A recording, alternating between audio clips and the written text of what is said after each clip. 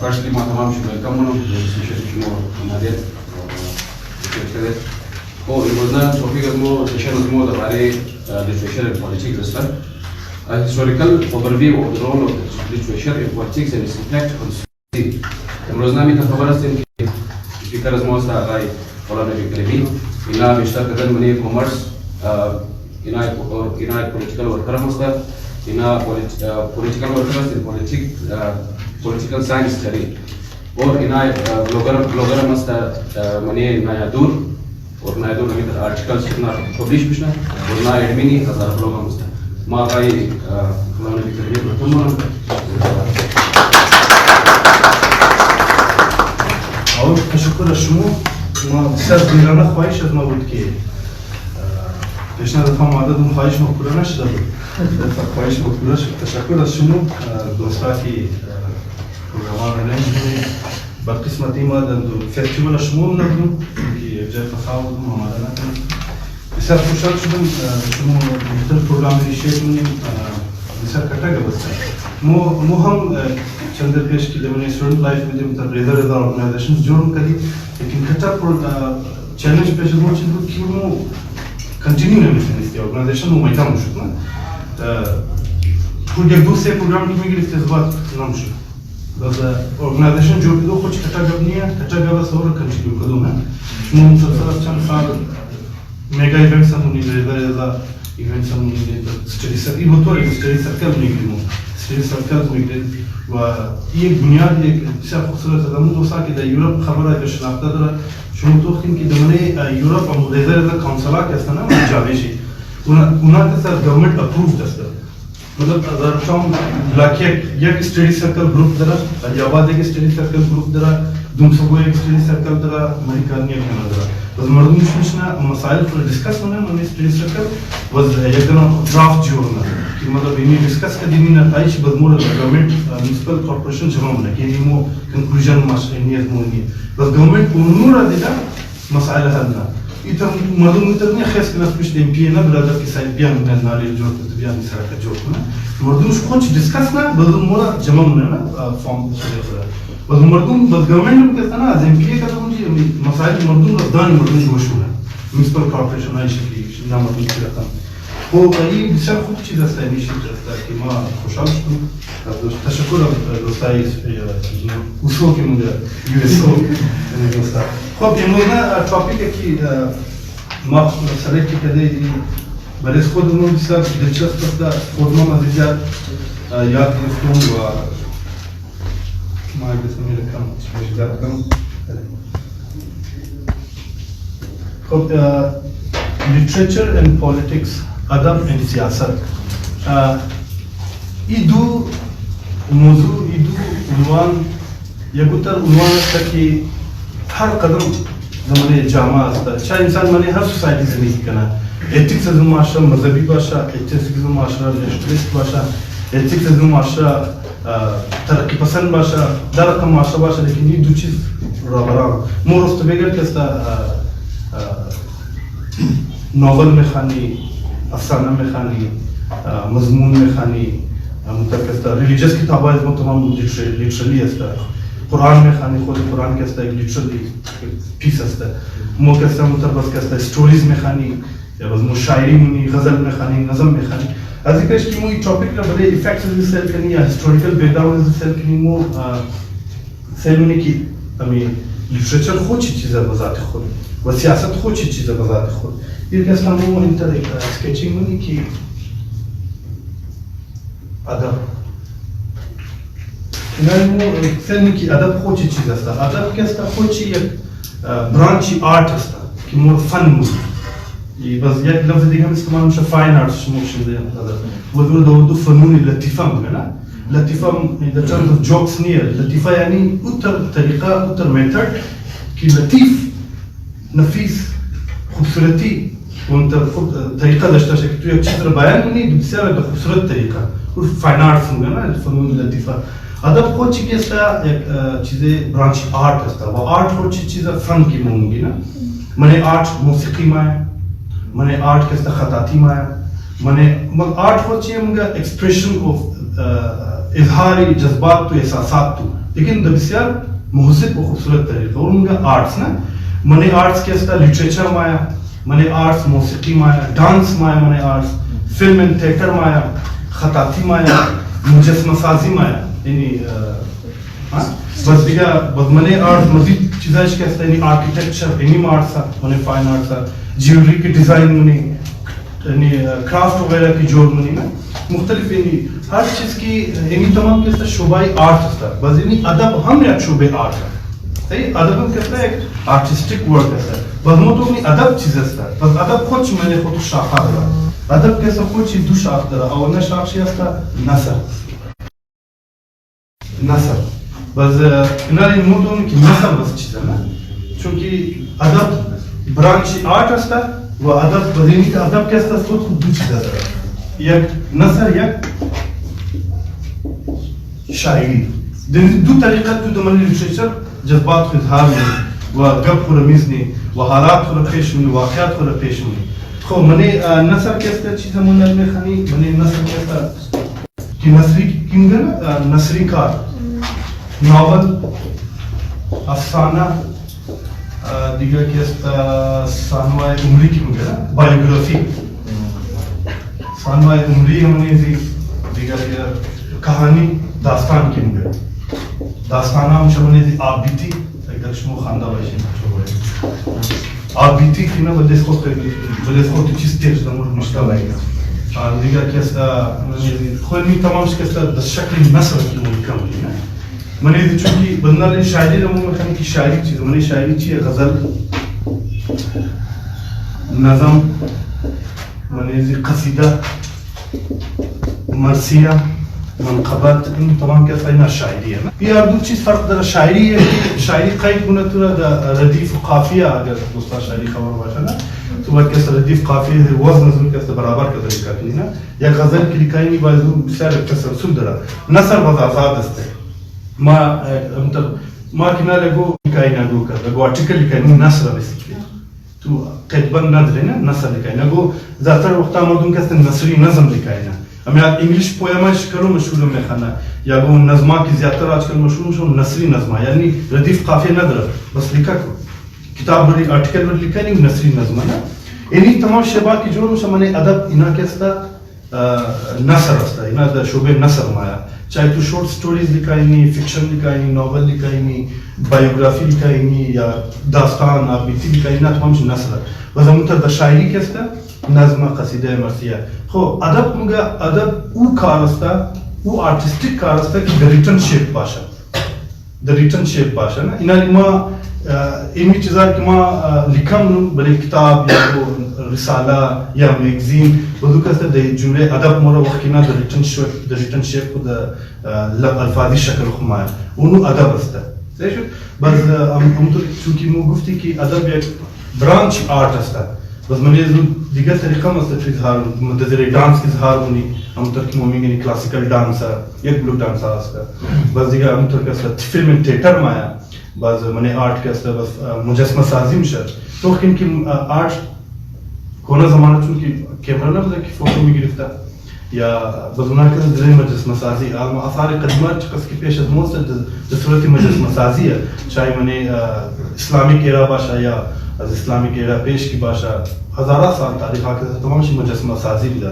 بس اینی ایک ریزہ ڈیفنیشن ادب است کہ ادب دا کدوم شکل مائر پیش از مو اینی ادب خلاص ہر چیز کی در ریٹن شیپ باشا چاہے وہ نثری باشا چاہے وہ شاعری باشا وہ ادب گفتم شا لیٹریچر تیشو خب بعد اینالی ایخ مخانی بمومی سیاست چیز هستا نا ایخ مو فهمدی که ادب اینیه در لیٹریچر یا دنزیار کدومشی باشا و ادب بس دزیره دیدیم دی چیزا مو خود خود ایکسپریس نی سوسائٹی ایکسپریس نی مو حالات را پولیٹکس خود ایکسپریس نی بس مو میگی که سیاست چیزا ایخو ادب خود سیاست خود چی چیزا بیسیکلی سیاست خود چی یک استریجری استا یک لایعمل استا یک میتھڈ استا مگا فرض مثال اینی کمرہ استا ما چیز استریجری تیار ہوں کہ اینی کمرہ را بلدے یک گھنٹہ رن کرنا اینی پولیٹکس استا ہے اگو میتھڈ تو اگو جائے کنٹرول نہیں اگو جائے کستا گورن نہیں یا اگو جائے کستا آپریشنل نہیں انہوں پولیٹکس ہے چاہے بزمن فیملی پولیٹکس میں تو خاندان چلا کم ایک جائیں گی مردم چلا کم مردم تر مرے ریاست کی مشنا گفتے سقراط گفتہ بود کہ علم سیاست علم ریاست استا لیکن ریاست چیز باز نل بعض مردم ریاست حکومت را انتر گڑبڑ ہونا نا ریاست قد حکومت باید پولیٹکس اب فهمی باید این دو چیز اب فهمی اسٹیٹ اینڈ گورنمنٹ این دو چیز است ریاست یک پولیٹیکل آرگنائزیشن است ریاست کدوم باؤنڈری نہیں ہے باؤنڈری خود جغرافیہ ہے نا جیوگرافی کی منگل انگلش ریاست کدوم نقشے پاکستان ریاست نہیں ہے کہ میرا نقشہ درائی گا وہ کستا ریاست نہیں ہے پاکستان ریاست ایک پولیٹیکل آرگنائزیشن است نال ریاست پاکستان چیزا پولیٹیکل اسٹریٹجی پاکستان چیزا کہ رائٹ ونگ پولیٹکس کی ممکن تو رائٹ ونگ پولیٹکس یا مومنگ یعنی کہ برادر اسلامک رائٹ ونگ پولیٹکس کیا سمجھنے پاکستان یعنی ایک ریاستی پالیسی ہے یعنی ریاست پاکستان نہیں ہے ریاست کدوم باؤنڈری نہیں ہے کدوم بارڈر نہیں ہے ریاست کہتے کچھ پولیٹیکل انٹیٹی ہے وہ سیاست کچھ کیستا یا اسٹریٹجی ہے نہ ریاست وقت تو ریاست رو امی معاملات ریاست کی میچلانی کہ چقدر امپلائی داشته شون گورنمنت میں چیزا چقدر وزیر داشته شون چقدر کابینت داشته شون چقدر ما امپلائی بگیرم تنخواه بدم وسایل امی پروڈکشن چقدر ما امپورت داشته شون چقدر ایکسپورت داشته شون امنی تمام معاملات ریاست کے است سیاست وقت تو استراتیجی منی نا مطلب بنالی سیاست عمران خان الگ سیاست پی ایم ایل نون کرد ازوک در زرداری شاید الگ باشد حد امکان هم انٹرنل پولیٹکس ازنا ما با مار بگم زیادت تو میمیل بگیل چند روز داری بیچلن ما پولیٹکس ما لگه نا ما ایکسپورت زیاد روم امپورت کم منم یا اگو رقم دیگه منم نا خوینی پولیٹکس ها حکومت چیزا حکومت کیسے صرف ایک گروپ ایک چند نفر استا کیوں کیستا پولیٹیکل ڈیسیجن ملیا خلاص گورنمنٹ کیستا ایک جمعی ایک ٹوٹلی ایک چند نفر استا کیوں نا پولیٹکس سے ڈیسائیڈ ہونا صحیح ہے ہاں بس ریاست خود ایک پولیٹیکل انٹیٹی ہے منی ریاست کی تو ہما دی بس تو سیاسی فیصلہ منی منی ریاست تو تمام تر سیاسی فیصلے منی ریاست خود ایک پولیٹیکل انٹیٹی ہے کیونکہ پولیٹیکل انٹیٹی ہے پولیٹیکل آرگنائزیشن صحیح ہے تو ہم سیاست میں مفہوم دی سیاست خود ایک اسٹریٹجی ہے ایک میتھڈ ہے کہ معاملات ریاست اچھی رقم بھی چلانا ٹوٹلی پولیٹکس ہے ایک چیز اس پولیٹکس خارج نہیں ہے وہ بڑے صحیح اگر آڈینس اردو ایشو ہے در اردو ریکویسٹ اس طرف آڈینس آن لائن سے کہہ رہے ہیں اگر اردو میں اچھا ان جگہ کا ایشو ہے در صحیح ہے اردو کو کیسا ہی مطلب میڈیم اردو استعمال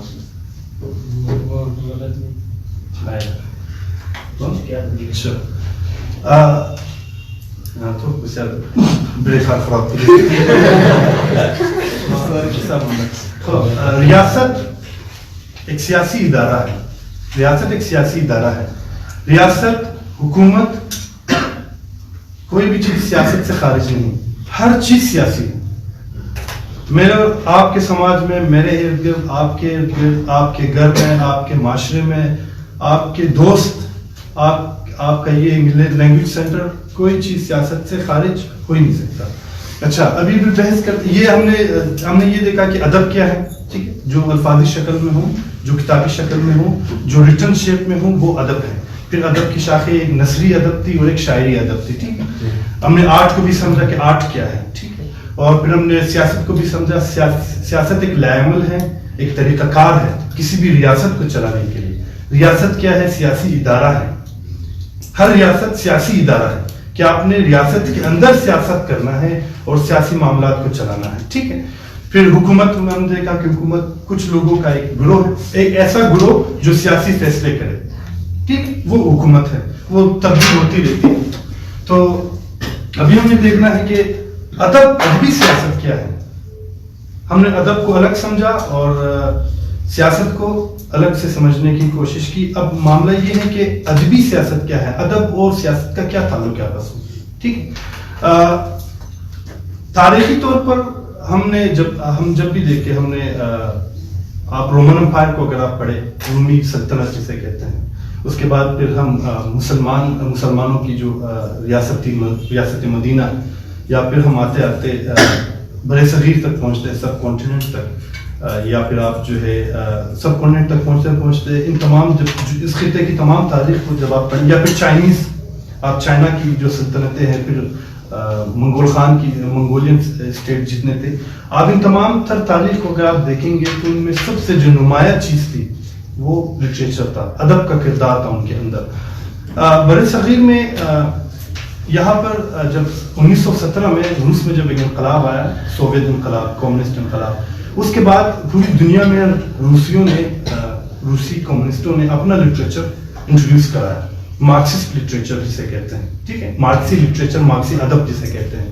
انہوں نے اس سے پہلے جب روسی ادب کا یا مارکسی لٹریچر کا ظہور ہو, فرانسیسی لٹریچر بہت زیادہ پڑھی جاتی تھی دنیا میں, اسی طرح جرمن لٹریچر پڑھی جاتی تھی. ہم نے اب فرانسیسی لٹریچر کو اگر آپ دیکھیں تو اس میں آپ کو روسو کا نام بہت زیادہ ملے گا, آپ روسو کو پڑھیں گے کیونکہ روسو کا کردار, روسو کے افسانے, روسو کے جتنے فکشنز تھے اس میں آپ دیکھیں گے کہ ورکنگ کلاس کی وہ بات کرتے تھے, وہ لوگوں کی بات کرتے تھے.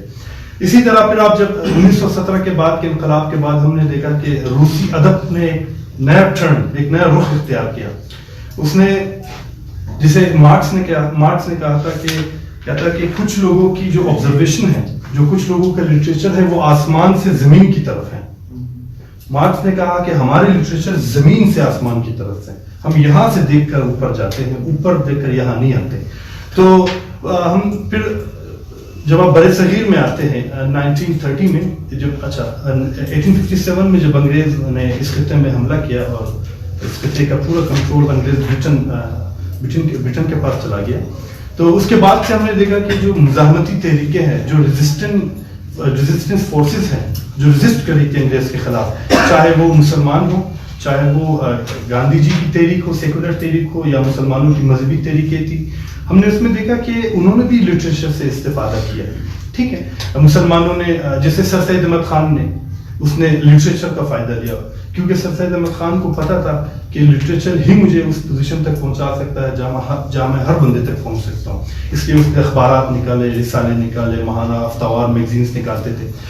اسی طرح پھر گاندھی جی کی جو تحریک تھی, کانگریس کی جو تحریک تھی, ان تمام نے لٹریچر کا, سیاست کے ساتھ ساتھ انہوں نے لٹریچر کا ہی استعمال کیا. پھر ہم نے دیکھا کہ جیسے جیسے اس خطے میں انگریز کے خلاف نفرت بڑھتی گئی, انگریز سامراج کے خلاف یہاں پر جب نفرت بڑھتی گئی, تو 1936 میں ایک آرگنائزیشن بنی, پروگریسو رائٹرز ایسوسیشن, یہ انجمن ترقی پسند مصنفین.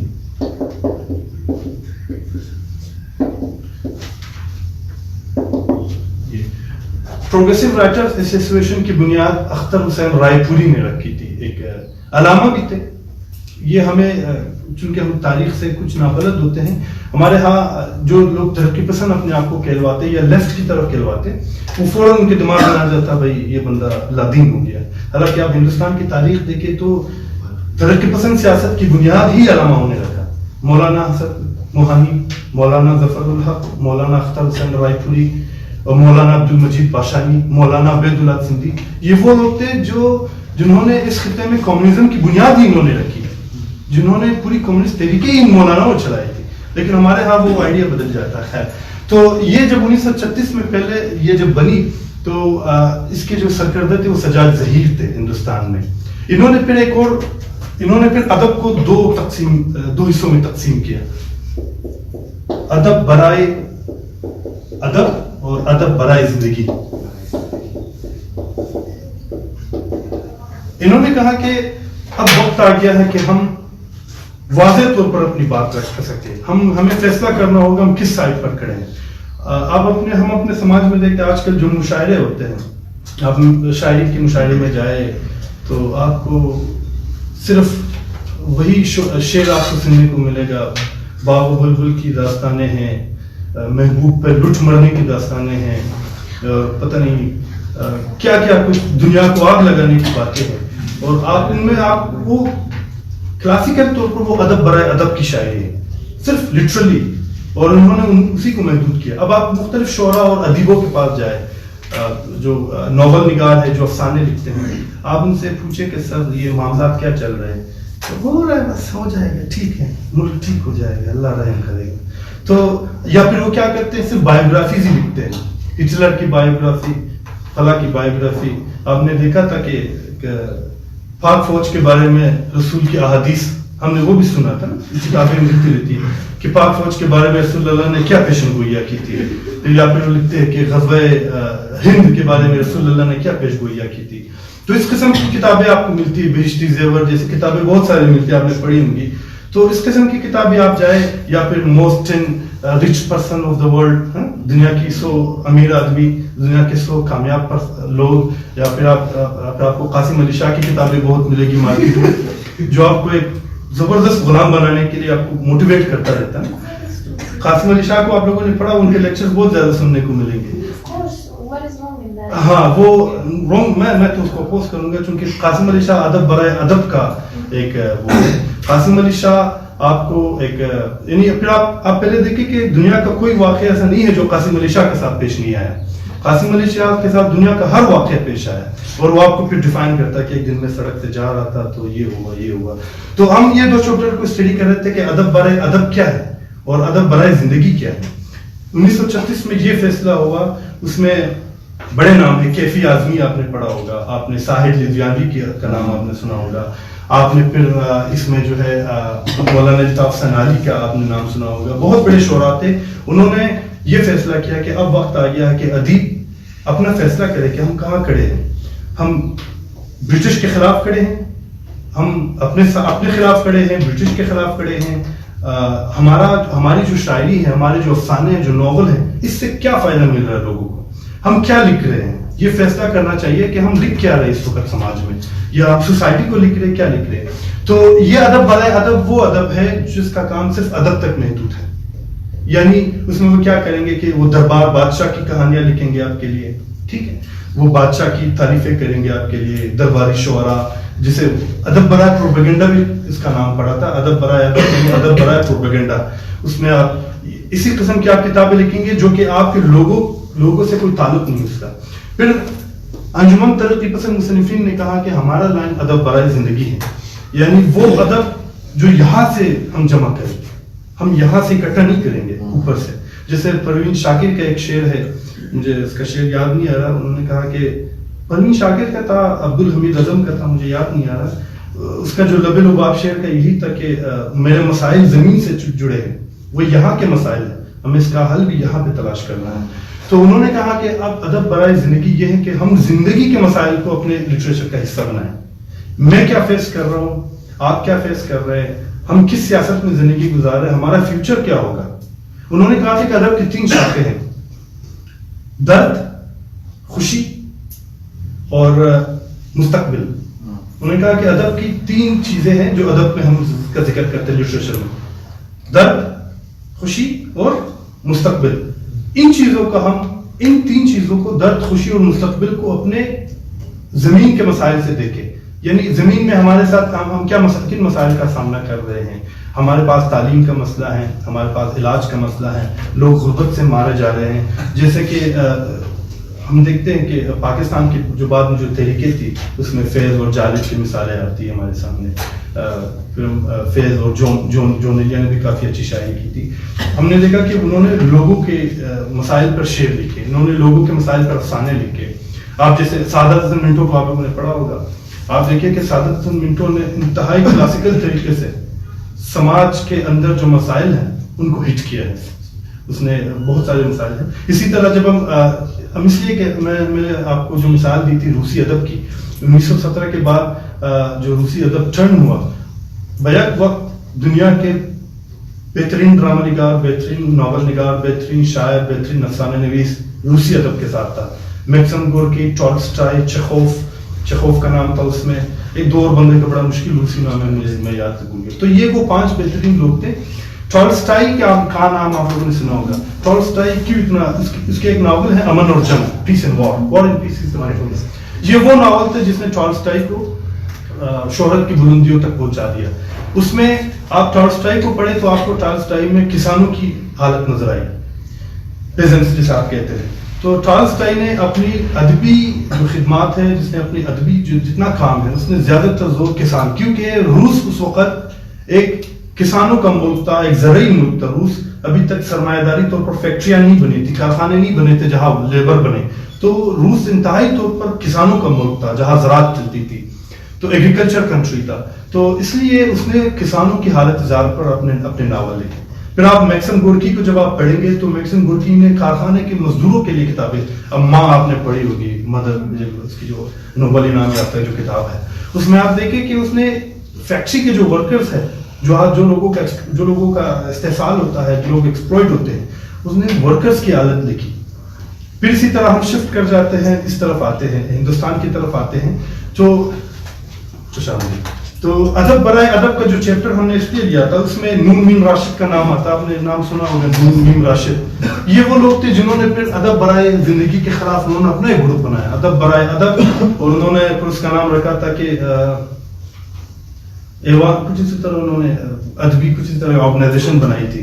انہوں نے کہا کہ ہمیں غیر سیاسی ہونا چاہیے، ہمیں سیاست میں ہمیں یہ نہیں دیکھنا کہ انگریز سامراج کیا کر رہا ہے، لیٹس ناٹ گیٹ انوالوڈ. تو کہتا ہے وہ کر رہے ہیں بس ٹھیک ہے، ہمارا کام صرف کیا کرنا ہے، لکھنا ہے. وہ ایسا کچھ نہیں لکھتے جس سے انگریز ناراض ہو، جس سے کچھ اور ناراض ہو. تو لیکن یہ وہ چیپٹر تھا انجمن ترقی پسند مصنفین، جس کی ایک برانچ پھر لنڈن میں بنی. ٹھیک ہے. پھر اردو ادب میں انہوں نے صرف اردو ادب پہ کام کیا. پھر ہم نے دیکھے کہ ساحل ریجوانی کی ایک جو گیت لکھی تھی کہ تو ہندو بنے گا نہ مسلمان بنے گا، انسان کی اولاد ہے انسان بنے گا. انہوں نے پھر اس انقلابی کام شروع کیا. پھر آپ ساحل ریجوانی کی اور غزلیں، آپ میرے پاس فیض کی ایک نظم تھی، چونکہ کہتے کہ ساحل ریجوانی کے بعد اگر کسی نے اس خطے میں سب سے زبردست کام کیا تو وہ فیض احمد فیض ہیں، جس نے لوگوں پر جس نے زبردست کام کیا، یعنی عوام کے لیے کچھ لکھا ہے. تو اس ادب برائے زندگی کا جو یہ چیپٹر ہے، اس کا جو دار و مدار وہ یہ ہے کہ ہم ہمارے جتنے مسائل ہیں وہ ہم یہی تلاش کرتے ہیں، اور ہمارے ارد گرد جو کچھ ہے ہم اسی کو لکھتے ہیں. میں اس کلاس روم میں موجود ہوں، اگر میں ادب برائے زندگی کا قائل ہوں تو میں دیکھوں گا کہ یہاں کے ڈسٹ کی حالت کیا ہے. یہاں جو لوگ رہتے ہیں وہ ان کو ٹھنڈ محسوس ہو رہی ہے، سردی ہے، ان کے لیے گیس کی فیسلٹی موجود نہیں ہے. ان کے لیے میں دیکھوں گا کہ اور کیا مسائل ہے. یہاں دیوار کو رنگ کرنے کی ضرورت. میں سے مثالیں پیش کر رہا ہوں. اگر میں ادب برائے زندگی چاہتا ہوں تو میں کہتا ہوں کہ میرا ادب یہاں کے انسانوں کے لیے وقف ہوگا، میں ان کے مسائل کو لکھوں گا. اگر میں ادب برائے ادب کا تو پھر میں اس کو کسی اور طریقے سے پیٹ کروں گا. میں پھر یہ بولوں گا یار یہ جو چونا نہیں لگا، یہ جو حالت ہے، یہ دراصل قدرت کا ایک نشانی ہے. میں پھر کچھ اور لکھوں گا اس کے بارے میں، اور بھی کچھ لکھ سکتا ہوں. میں اگر کہہ رہا ہوں کہ کلاس روم میں بینچز چھوٹے چھوٹے تو میں کہوں گا کہ یہ شاید انسانوں کو نزدیک تر بنانے کے لیے ایک پالیسی، میں اور کچھ بھی لکھ سکتا ہوں. ٹھیک ہے، بندے آئیڈیاز آ جائے، تخیل بنتے رہتے ہیں. تو ادب برائے زندگی یہ کہ میں مسائل اور جو ایشوز ہیں ان کو ہائی لائٹ کروں. وہ فیض کی ایک نظم تھی بہت زیادہ مشہور ہوئی، ہاں وہ آپ نے سنا ہوگا کہ جس دیش سے ماؤں بہنوں کو اغیار اٹھا کر لے جائے. یہ اس وقت کا دور تھا جب پاکستان میں جاگیرداری فیوڈلزم بہت زیادہ مضبوط تھی. ہم آج بھی دیکھتے ہیں کہ سندھ کے اندر جو ہندو لڑکیوں کو اٹھا کر اغوا کیا جاتا ہے، بعد میں خبریں سننے کو ملتی ہے ہندو لڑکیوں نے اسلام قبول کر لیا. ہم یہ بھی سننے کو دیکھتے ہیں کہ وہ لوگ وہاں ہم نے آپ اس وقت کی جو فیوڈل سوسائٹیز ہیں سندھ کے اندر بالخصوص اور کے پی کے فاٹا سائڈ پہ آپ دیکھتے ہیں کہ وہاں پر مختلف انسیڈنٹس ہوتے ہیں. تو فیض اس وقت تو بہت زیادہ تھا. تو فیض کا جو سارا رجحان تھا وہ لوگوں کے مسائل. فیض سے ایک دفعہ کسی نے پوچھا تھا فیض احمد سے کہ فیض احمد صاحب آپ کتابیں تو لکھتے ہیں غریبوں کے لیے لیکن پڑھتے امیر ہیں، آپ کی کتابیں زیادہ تر اور زیادہ امیر پڑھتے ہیں، کیا وجہ ہے؟ تو فیض احمد سے سوچنے لگے، وہ کہتے ہیں کہ امیروں کو بھی تو ایجوکیٹ کرنا ہے.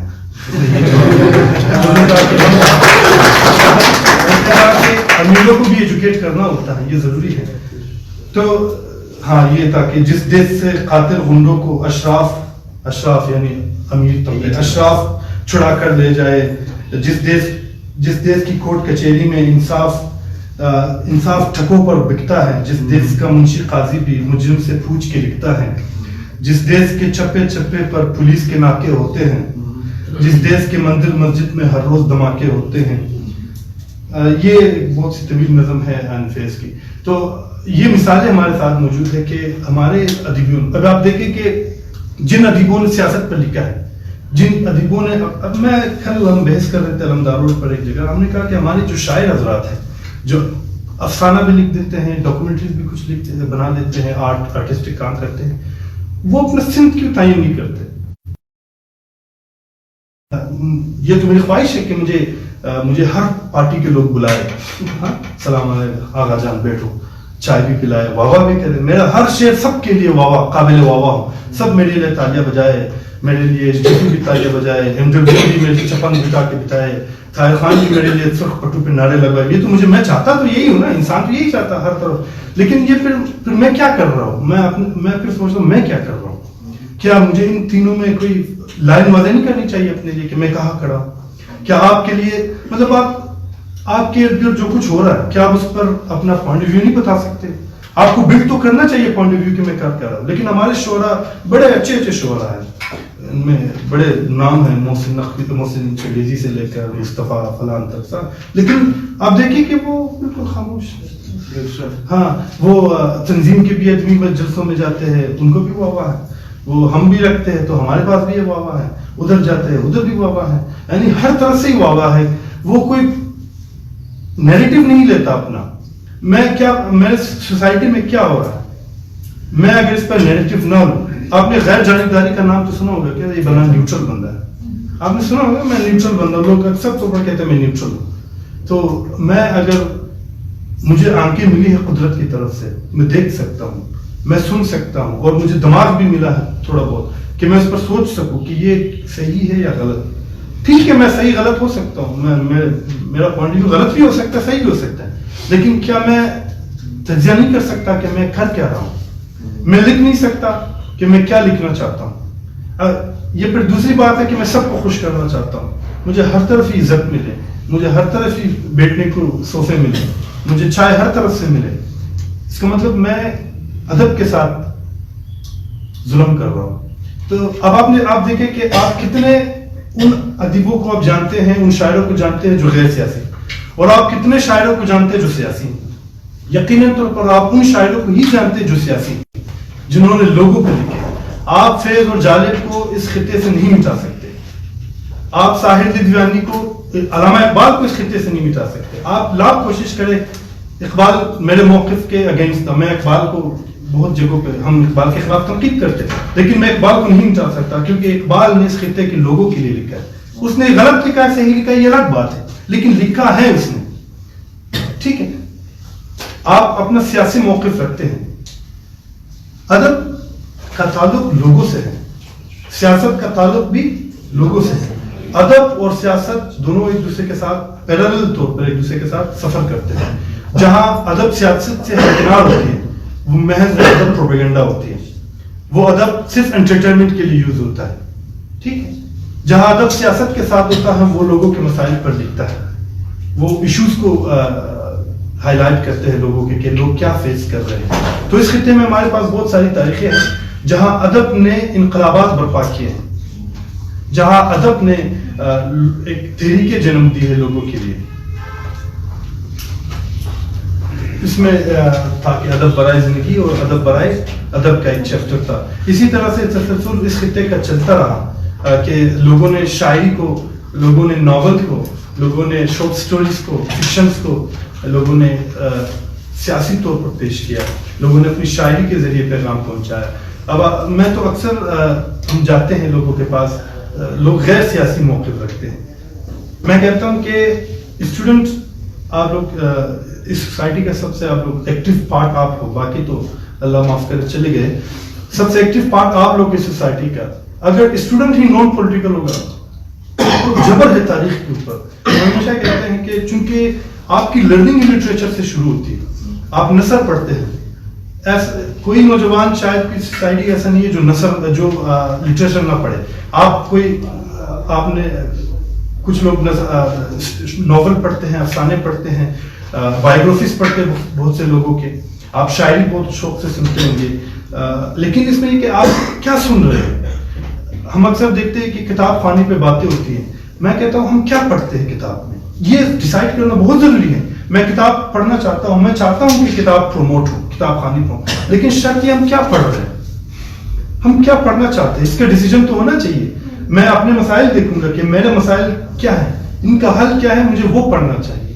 اگر آپ ٹھیک ہے میں بھی پڑھنا چاہتا ہوں کچھ غیر سیاسی کتابیں جو مجھے انٹرٹین کرے, جیسے آپ نے اب ڈرامے, کچھ کتابیں ڈرامے کی شکل میں, آپ نے وہ جو پی ٹی وی میں ایک ڈرامہ آتا تھا فیملی فرنٹ کے نام سے, آپ نے سنا ہوگا, پی ٹی وی میں, شاید میں سب سے بوڑھا ہوا آپ لوگوں میں. تو اس قسم کے ڈرامے اگر آپ دیکھیں, یا پھر آپ کیا نام ہے اشفاق احمد کی جو بیوی ہے, ہاں وہ آپ ان کی کتابیں پڑھ لیں, سب ان کی کتابیں پڑھ لیں, ہاں آپ کو مل جائے گی تسکین, آپ پڑھیں گے آپ کو مزہ آئے گا, آپ کو کچھ چیزیں لرننگ ملے گی. لیکن اگر آپ سیاسی کتابیں نہیں پڑھتے, اگر آپ کی ایج ہی لٹریچر سے سٹارٹ ہوتی ہے اور آپ غیر سیاسی چیزیں پڑھتے ہیں, میں کہتا ہوں کہ سوسائٹی کے اندر اسٹوڈنٹ ہی سب سے پولیٹیکل وہ سیکشن ہے سوسائٹی کا.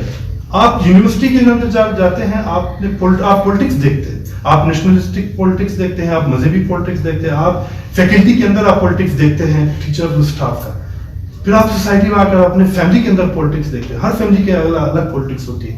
تو یوتھ اور اسٹوڈنٹس کو سب سے زیادہ پولیٹیکل ہونا چاہیے, تب جا کر آپ ایک نیریٹو بلڈ کر سکتے ہیں اپنے لیے, ایک لٹریچر جو پولیٹیکل لٹریچر ہے آپ اس کو اپنے لیے وہ بنا سکتے ہیں. کیونکہ ہم نے تھرو آؤٹ ہسٹری جہاں ہم رومن امپائر کی بات کریں, یا پھر ہم آتے ہیں ایون آپ دیکھیں کہ ہم اس وقت حضرت محمد پر ایک ڈسکشن ہو رہی تھی ایک جگہ, ہم نے یہی کہا کہ اسلام کا جو سب سے بڑا وہ پیشکش تھا, آپ اسے معجزہ کہہ لیں, میں تو معجزہ نہیں کہوں گا, سب سے جو بڑا پیش رفت تھا, جو سب سے اس نے حیران کن تھا, وہ قرآن کا بطور نثر پیش آنا ہے, ایک لٹریری شکل میں پیش آنا ہے.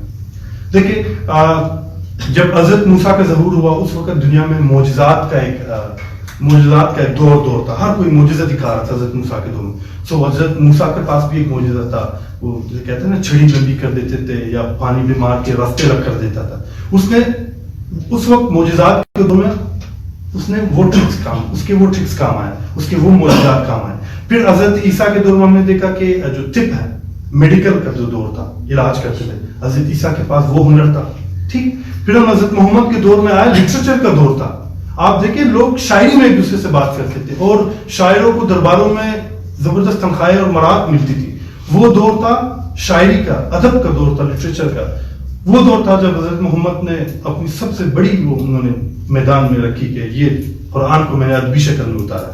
آپ پڑھے کوئی بھی صورت آپ پڑھے, الحمدللہ رب العالمین الرحمن الرحیم مالک یوم الدین, صحیح ادبی شکل میں انہوں نے اتارا. تو یہ ہم دیکھیں کہ اس کے بعد جو سلسلہ ہم تک بڑھتا ہوا یہاں آتا ہے, ادب نے بالکل سماج بدلے. کوئی بھی سوسائٹی, کوئی بھی ریولوشن, کوئی بھی چینج کسی بھی سوسائٹی میں لٹریچر کے بغیر کبھی آئے نہیں ہے. اور لٹریچر بغیر ادب کے ایک شو پیس ہے, آپ اسے رکھ کے کسی الماری میں تصویریں بنائے, فیس بک پہ کور پکچر ڈال دے, میرے پاس اتنی بڑی کتابیں میرے پاس موجود ہیں, لیکن وہ غیر سیاسی ادب ہے, وہ ایک شو پیس ہے, وہ کسی کام کے نہیں. جب یہ ہمارا ریلیٹڈ ہے, کچھ لوگوں کو پسند ہے اچھی اچھی اسٹوریز پڑھنے کا, وہ سیاسی چیزیں پسند نہیں کرتے. بہت سے لوگ سیاسی چیز, سیاست سے یار سیاست جھوٹا ہے, یہ بس وہ یہی کتابیں پڑھتے ہیں. ٹھیک ہے, یا ڈائجسٹو ہم پڑھتے تھے ایک زمانے, آپ لوگوں نے پڑھی ہوگی یار, آپ نئے زور لیکن میں سب سے بھولا ہوں. یہ اتنی موٹی موٹی کتابیں آتی تھی, ڈائجسٹو جسے کہتے تھے, وہ اسٹوریاں تھی, صرف کہانیاں تھی, کوئی اینڈ نہیں تھا. آپ دیکھتے تھے آپ کو مزہ آتا تھا, وہ آپ کو ایڈکٹڈ بناتا تھا, لیکن وہ نان پولیٹیکل پیس تھا. آپ کو اس سے پڑھ کر اپنے اب آپ کو آپ کے سماج سے نکالتا تھا, اوپر کی ہوا میں لے کے جاتا تھا. یہاں کچھ کیا ہو رہا ہے, لٹریچر آپ کو اگر یہ نہیں بتاتا, اگر آپ ارد گرد کو لٹریچر آپ کو انڈیکیٹ نہیں کر رہا کہ یہاں جو ہو رہا ہے وہ صحیح ہو رہا ہے یا غلط ہو رہا ہے, تو وہ لٹریچر جسٹ شو پیس, وہ ایک شو پیس ہے. اور وہ سیاست سے دوری, انسان کا سیاست سے دوری یا لٹریچر کا سیاست سے دوری آپ کو ایک نان پروڈکٹیو انسان بناتا ہے. آپ ایک نان پروڈکٹیو فورسز میں شامل ہوتے ہیں. اگر آپ سیاست کرتے ہیں تو آپ ایک پروڈکٹیو انسان بن سکتے ہیں, آپ پروڈیوس کر رہے ہیں معاشرے کے لیے. تو یہ ایک تھا ادب برائے ادب اور ادب برائے زندگی کا. ہم نے اپنی سوسائٹی میں بھی اس کو دیکھا کہ ہم نے دیکھا کہ جنہوں نے سیاست پہ لکھا, جنہوں اس خطے کے شاعر ہیں, اور اس خطے میں شاید انہیں کوئی فراموش نہیں کر سکتا. جب تک اس خطے کی سیاست رہے گی, ان شعراء کا نام ہمیشہ زندہ رہے گا, اور انہوں نے عوام کے لیے لکھا ہے.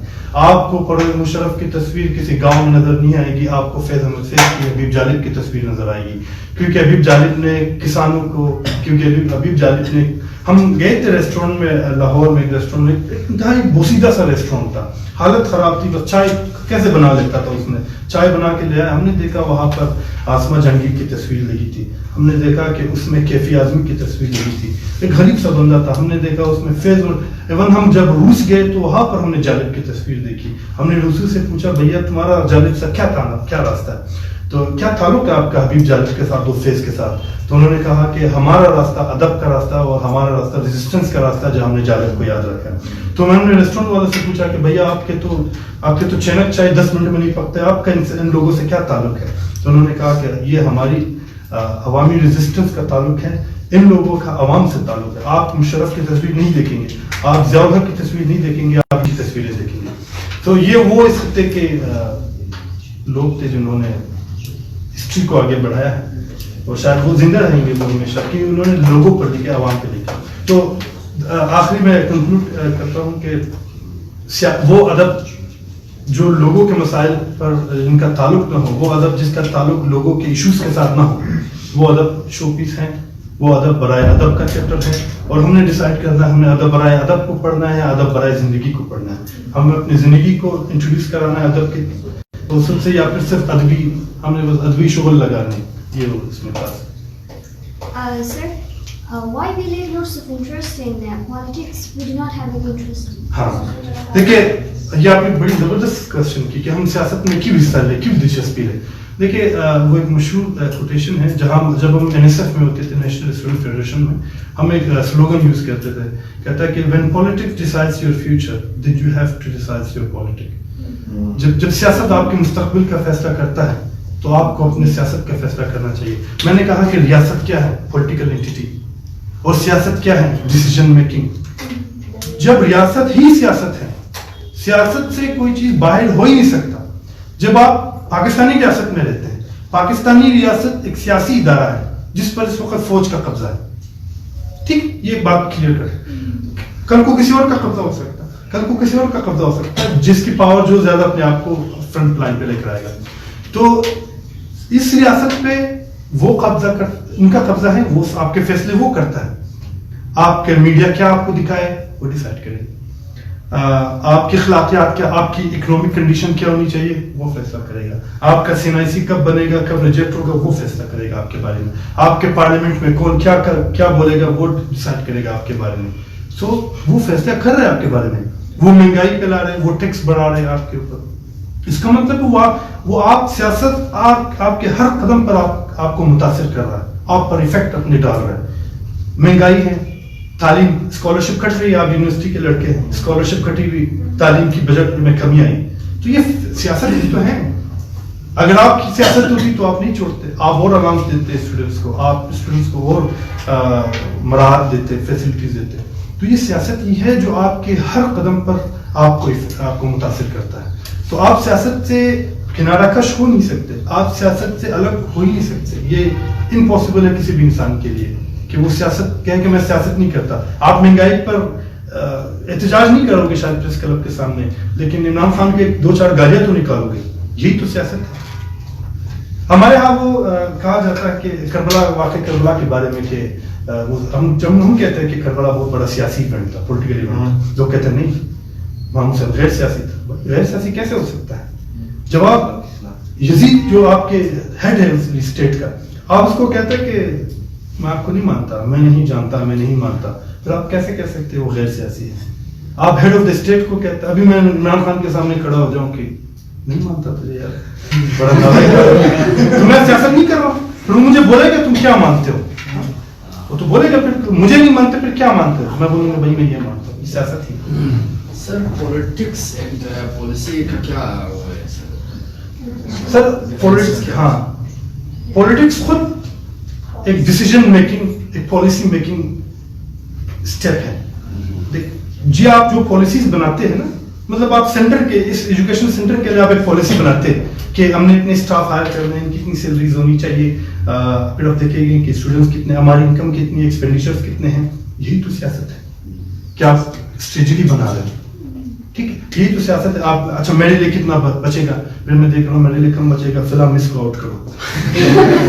یہی تو ہے نا, یا اس کی تنخواہ میں کٹوتی کرو. سر تھینک یو سو مچ سر, آپ یہاں پہ آئے, مجھے بہت خوشی ہوئی سر, بہت کچھ سیکھنے کو ملا اور مستفید بھی ہوئے سر. سر جیسے کہ آپ نے کہا کہ محمد کے دور میں, حضرت محمد کے دور میں قرآن سے لٹریچر آیا تھا سر, اس سے پہلے بھی تو حضرت موسیٰ کے توریت آئے تھے, اس طرح انجیل آئے تھے اس سے پہلے, مطلب 3-4 اور کتاب اس سے پہلے بھی موجود تھا.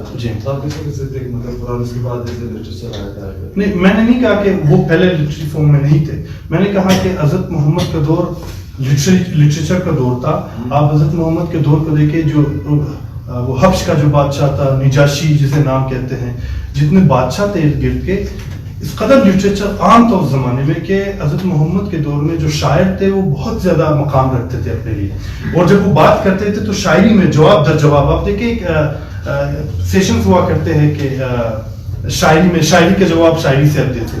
ٹھیک, وہ دور تھا کہ لوگ شاعری کے جواب شاعری سے دیتے, یعنی لٹریچر اتنا لوگوں کے اندر, ذہنوں کے اندر, سماج کے اندر اپنی جگہ بنا رکھی تھی. تو پھر آپ کو تو اپنا لٹریچر سب سے ممتاز قرار دینا ہے نا. حضرت موسیٰ نے اپنا معجزہ سب سے ممتاز قرار دیا. حضرت عیسیٰ نے کہا کہ میرا لوگوں کو طب جو میڈیکل جو فیسلٹی ہے یا پھر جو پیٹرن ہے ان کا, وہ میرا سب سے بہتر ہے. حضرت محمد نے یہ پروف کرنا تھا کہ میرا لٹریچر, مجھ پر عطا کردہ لٹریچر سب سے یونیک ہے. تو وہ یونیک تھا سب سے, اور اس نے اٹریکٹ کیا لوگوں کو. اور آپ قرآن کی لٹریچر دیکھیں, آپ انجیل کی لٹریچر دیکھیں, آپ تورات کی لٹریچر دیکھیں, آپ کو واضح فرق نظر آئے گا. ان سب میں قرآن کی لٹریچر سب سے ڈیولپ اور ایڈوانس ہے, اور اس لیے بھی کہ لٹریچر ترقی کرتا گیا نا, لٹریچر ترقی کرتا گیا. انگلینڈ کے دور میں 1912 کا بنایا ہوا باپ کا انجن جو تھا, وہ آج کے انجن سے بہت پیچھے, آج کے انجن سے زیادہ ڈیولپ ہے, اور وہ کہتے ہیں اکنامک فرینڈلی ہے, اکنامک نہیں, انوائرمنٹ فرینڈلی. ٹھیک ہے, اس کی وجہ یہ ہے کہ لٹریچر ترقی کرتا گیا, اور اسی طرح ٹیکنالوجی بھی ترقی کرتا گیا. سر فلسفے اور پالیٹکس میں کوئی تعلق ہے سر؟ ہاں بالکل ہے, بالکل تعلق ہے. فلسفے کو جب ہم ڈیفائن کرتے ہیں نا, فلسفی کو, اس کو ہم کہتے ہیں کہ سچائی کی تلاش.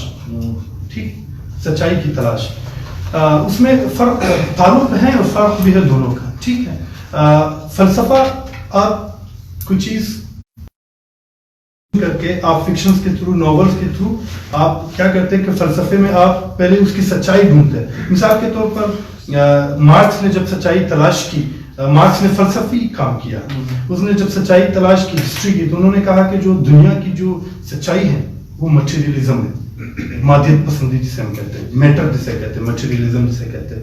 وہ کہتا ہے کہ پوری انسانی تاریخ اسی کے گرد گھومتی رہی, مٹیریلسٹک اپروچ پہ گھومتی رہی ہے کہ انسان نے کیسے ڈیولپ کیا. انسان پہلے 4 ادوار میں تقسیم ہے. انسان جب پتھروں کے, جیسے پہاڑوں کا دور, پتھروں کا زمانہ جیسے کہتے ہیں, وہاں سے پھر وہ غلامی, پھر غلامی سے جاگیرداری, پھر جاگیرداری سے سرمایہ داری, پھر انہوں نے کہا کہ سرمایہ داری کے بعد وہ کمیونزم کا دور ہوگا. یہ اس کی پریڈکشنز تھی. ٹھیک ہے, اس نے کہا.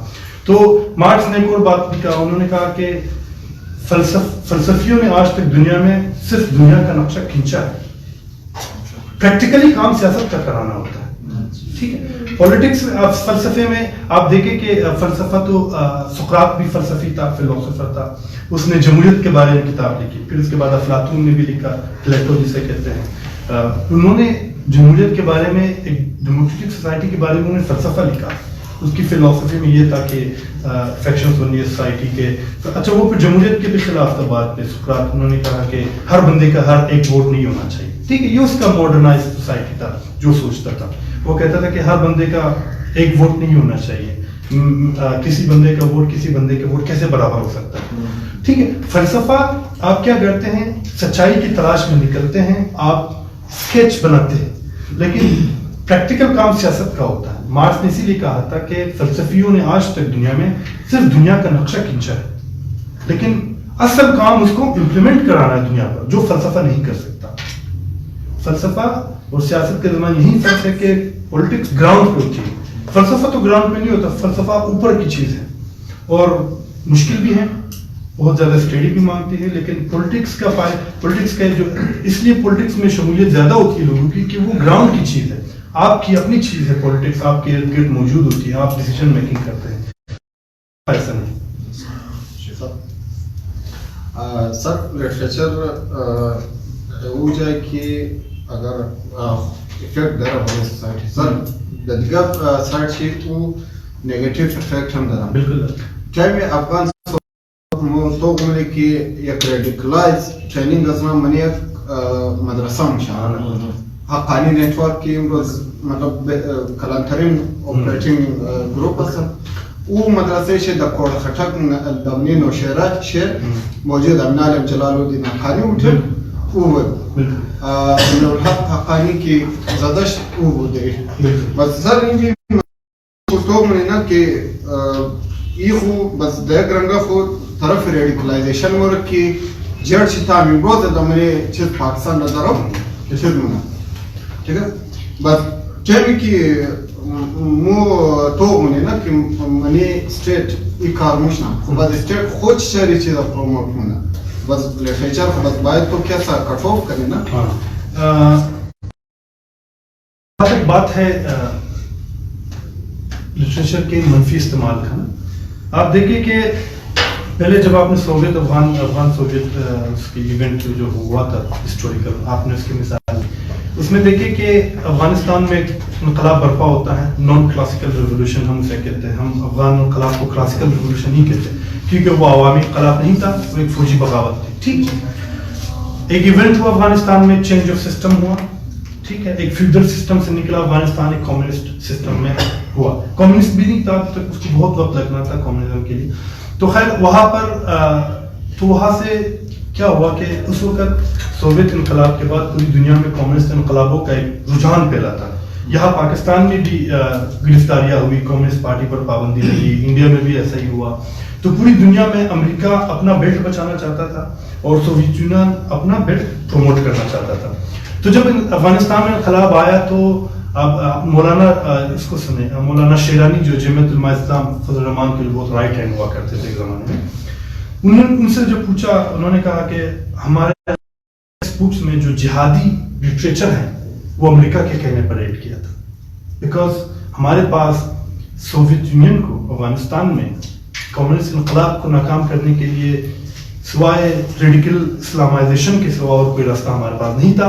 हमारे पास जिहाद का रास्ता था, लिहाजा अच्छा फिर उन्होंने पश्तून बेल्ट को यूज किया, चूंकि पश्तून बेल्ट अफगानिस्तान के बहुत ज्यादा क्लोज थे और वो उनका एक ग्राउंड बना था।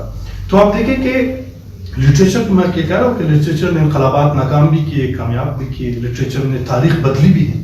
वो तारीख लिटरेचर कम्युनिस्टों ने भी इसका इस्तेमाल किया, अमेरिका ने भी इसका इस्तेमाल किया, कॉमर्स भी इस्तेमाल कर रहे हैं। कहने का मकसद ये है कि लिटरेचर की इंपॉर्टेंस को आप देखिए कि लिटरेचर ने कितना असर किया लोगों की जिंदगियों पर। अफगानिस्तान में आप देखिए कि तालिबान का जो लिटरेचर था, अभी भी देखिए ना, तालिबान के पोस्टर सब भी लोगों के पास कुछ होंगे, सोशल मीडिया पे भी आया था कि उन्होंने जिहाद का जो उन्होंने पैट्रोनाइज किया था उसको वो मदरसों में देते थे। फिर हमने देखा कि पाकिस्तान ने अपने टेक्स्ट बुक्स में उन्होंने जिहादी आयात को शामिल किया, यानी उन्होंने जिहाद को प्रोवोक करने के लिए, लोगों को प्रोवोक करने के लिए जिहादी आइटम्स उसमें वो स्क्रिप्ट्स डाले गए, बहुत ज़्यादा लोगों को उबार करने के लिए। और हमारे पास तो ये कि अलादात है, हमारे बहुत पुराने साथी है, वो याद करते वो ज़माने में जिंदा थे, नौजवान थे जब अफगानिस्तान में यहाँ से लोग जिहादी ट्रेन हो रहे थे, भर्ती हो रहे थे अफगानिस्तान जाने के लिए। तो वो कह रहे थे, कहते जोक में मौलवी मस्जिद से ये खिताब करता, वो ये बोल रहा था मस्जिद के मेंबर से कि मुसलमानों काफिरों का हमला हुआ है अफगानिस्तान पर, वो कुरान पाक को सड़कों पर जला रहे हैं और वो अपनी बहनों से शादियां कर रहे हैं कम्युनिस्ट, चलो उनके खिलाफ जिहाद करो, ये लोग शैतान का निजाम लाना चाहते हैं। यानी इस तरह से तो हुआ ना सर। पैम्फलेट्स आज भी लोगों के पास मौजूद है जो ऐसी चीजें बतौर लिटरेचर लोगों को तकसीम की गई, यानी काम तो हुआ है इसके खिलाफ। फिर उनका अपना इस्लामाइजेशन का अमेरिका के कहने पर लिटरेचर था। या आप कहना चाहते हैं कि इस पर पाबंदी क्यों नहीं लगी? पाकिस्तानी रियासत उस लिटरेचर पर क्यों पाबंदी लगाई जब डॉलर आ रहा है यहाँ पर, जब आपके एलिट तबके को पैसा मिल रहा है यहाँ पर, अब आप जब आपकी इकोनॉमी रन हो रही है। आप देखिए पाकिस्तान ने अमेरिका की डॉलर से बड़ा फायदा हुआ, पाकिस्तान ने एटम बम बनाया, یہ کوئی اور ملک بناتا, امریکہ چھوڑتا اس کو بنانے کے لیے. ایران ابھی تک اس کے وہ سیکنڈ اسٹیج پہ بھی نہیں پہنچا, اس پر کتنی پابندیاں ڈالا, نارتھ کوریا پر کتنی پابندیاں ڈالا. آپ کو امریکہ کب چھوڑتا اگر آپ امریکہ کی اتنی دلالی نہ کرتے, اگر آپ امریکہ کے کہنے پر اتنا جہاد نہ کرتے. تو یہ آپ کی ریاست کیوں کرے بھائی جب اس کے فائدے میں ہے. آپ کی ریاست نے کشمیر میں جہاد استعمال کیا, آپ کی ریاست نے جو ہے وہ افغانستان میں جہاد کا راستہ کھولا. جیسے ڈاکٹر رنجیت کہتے تھے, کہتا میں پاکستانیوں کو بتانا چاہتا ہوں کہ جنت کا راستہ افغانستان سے نہیں ہوتا, یہ تو یہی تو ہم نے جنت کا راستہ افغانستان وہ تورخم بنا لیا تھا, تورخم بارڈر بنا لیا تھا. تو سر یہ بات بھی سامنے آتی ہے نا کہ ہمارے جو انٹلیکچوئل ہیں, ہاں تو چلو اسٹیٹ اپنا کام کر رہا ہے یا کرتا ہے, تو جو انٹلیکچوئل ہے وہ تو ایک کاؤنٹر نیریٹو تو بالکل بناتے تھے نا کہ یہی تو مسئلہ ہے ہمارے اردو لٹریچر کا, جہاں اردو لٹریچر نے ریزسٹ نہیں کیا پاکستان اسٹیبلشمنٹ کے سامنے. جب بنگالیوں کا میسیکر ہوا بنگلہ دیش میں, ٹھیک ہے, لاکھوں لوگ مارے گئے, وہاں پر ریپ کیسز ہوئے, بہت زیادہ ہیومن رائٹس وائلیشن ہوئے, لیکن ہمارا یہ جو طبقہ تھا لٹریچر کا, جو ادیب تھے, جو لٹرلی جو شاعر تھے, وہ خاموش تھے. کیونکہ ایک تو وہ یا ڈرتے تھے یا کچھ ملتا تھا وہاں سے. یہی تو مسئلہ ہے نا. ہم یہی اسی لیے کہتے ہیں کہ ہمارے لٹریچر کو سیاسی ہونا چاہیے, جہاں ہم ریزسٹ کریں اس کے خلاف. بنگلہ دیش کے واقعے پر ہم خاموش رہیں, 1-2-3 کتابیں مل سکتی ہے اس پر, اس زمانے میں جب لکھی, بعد میں جتنی بھی لکھی گئی وہ بعد کی لکھی ہوئی کتابیں. جب سورہ انقلاب میں ہم نے مداخلت کی, ہم نے جنت کا راستہ تورخم بنایا تھا, اس پہ بھی خاموش رہے ہمارے. اچھا, جب ہم انڈیا سے لڑنے جا رہے تھے, ہمارے اب دیکھیں کہ نور جہاں یہ تو گانے گاتی تھی کہ بھائی ہمارے جہاز, ہمارے فوجی جاؤ اڑاؤ تباہ کرو انڈیا کو.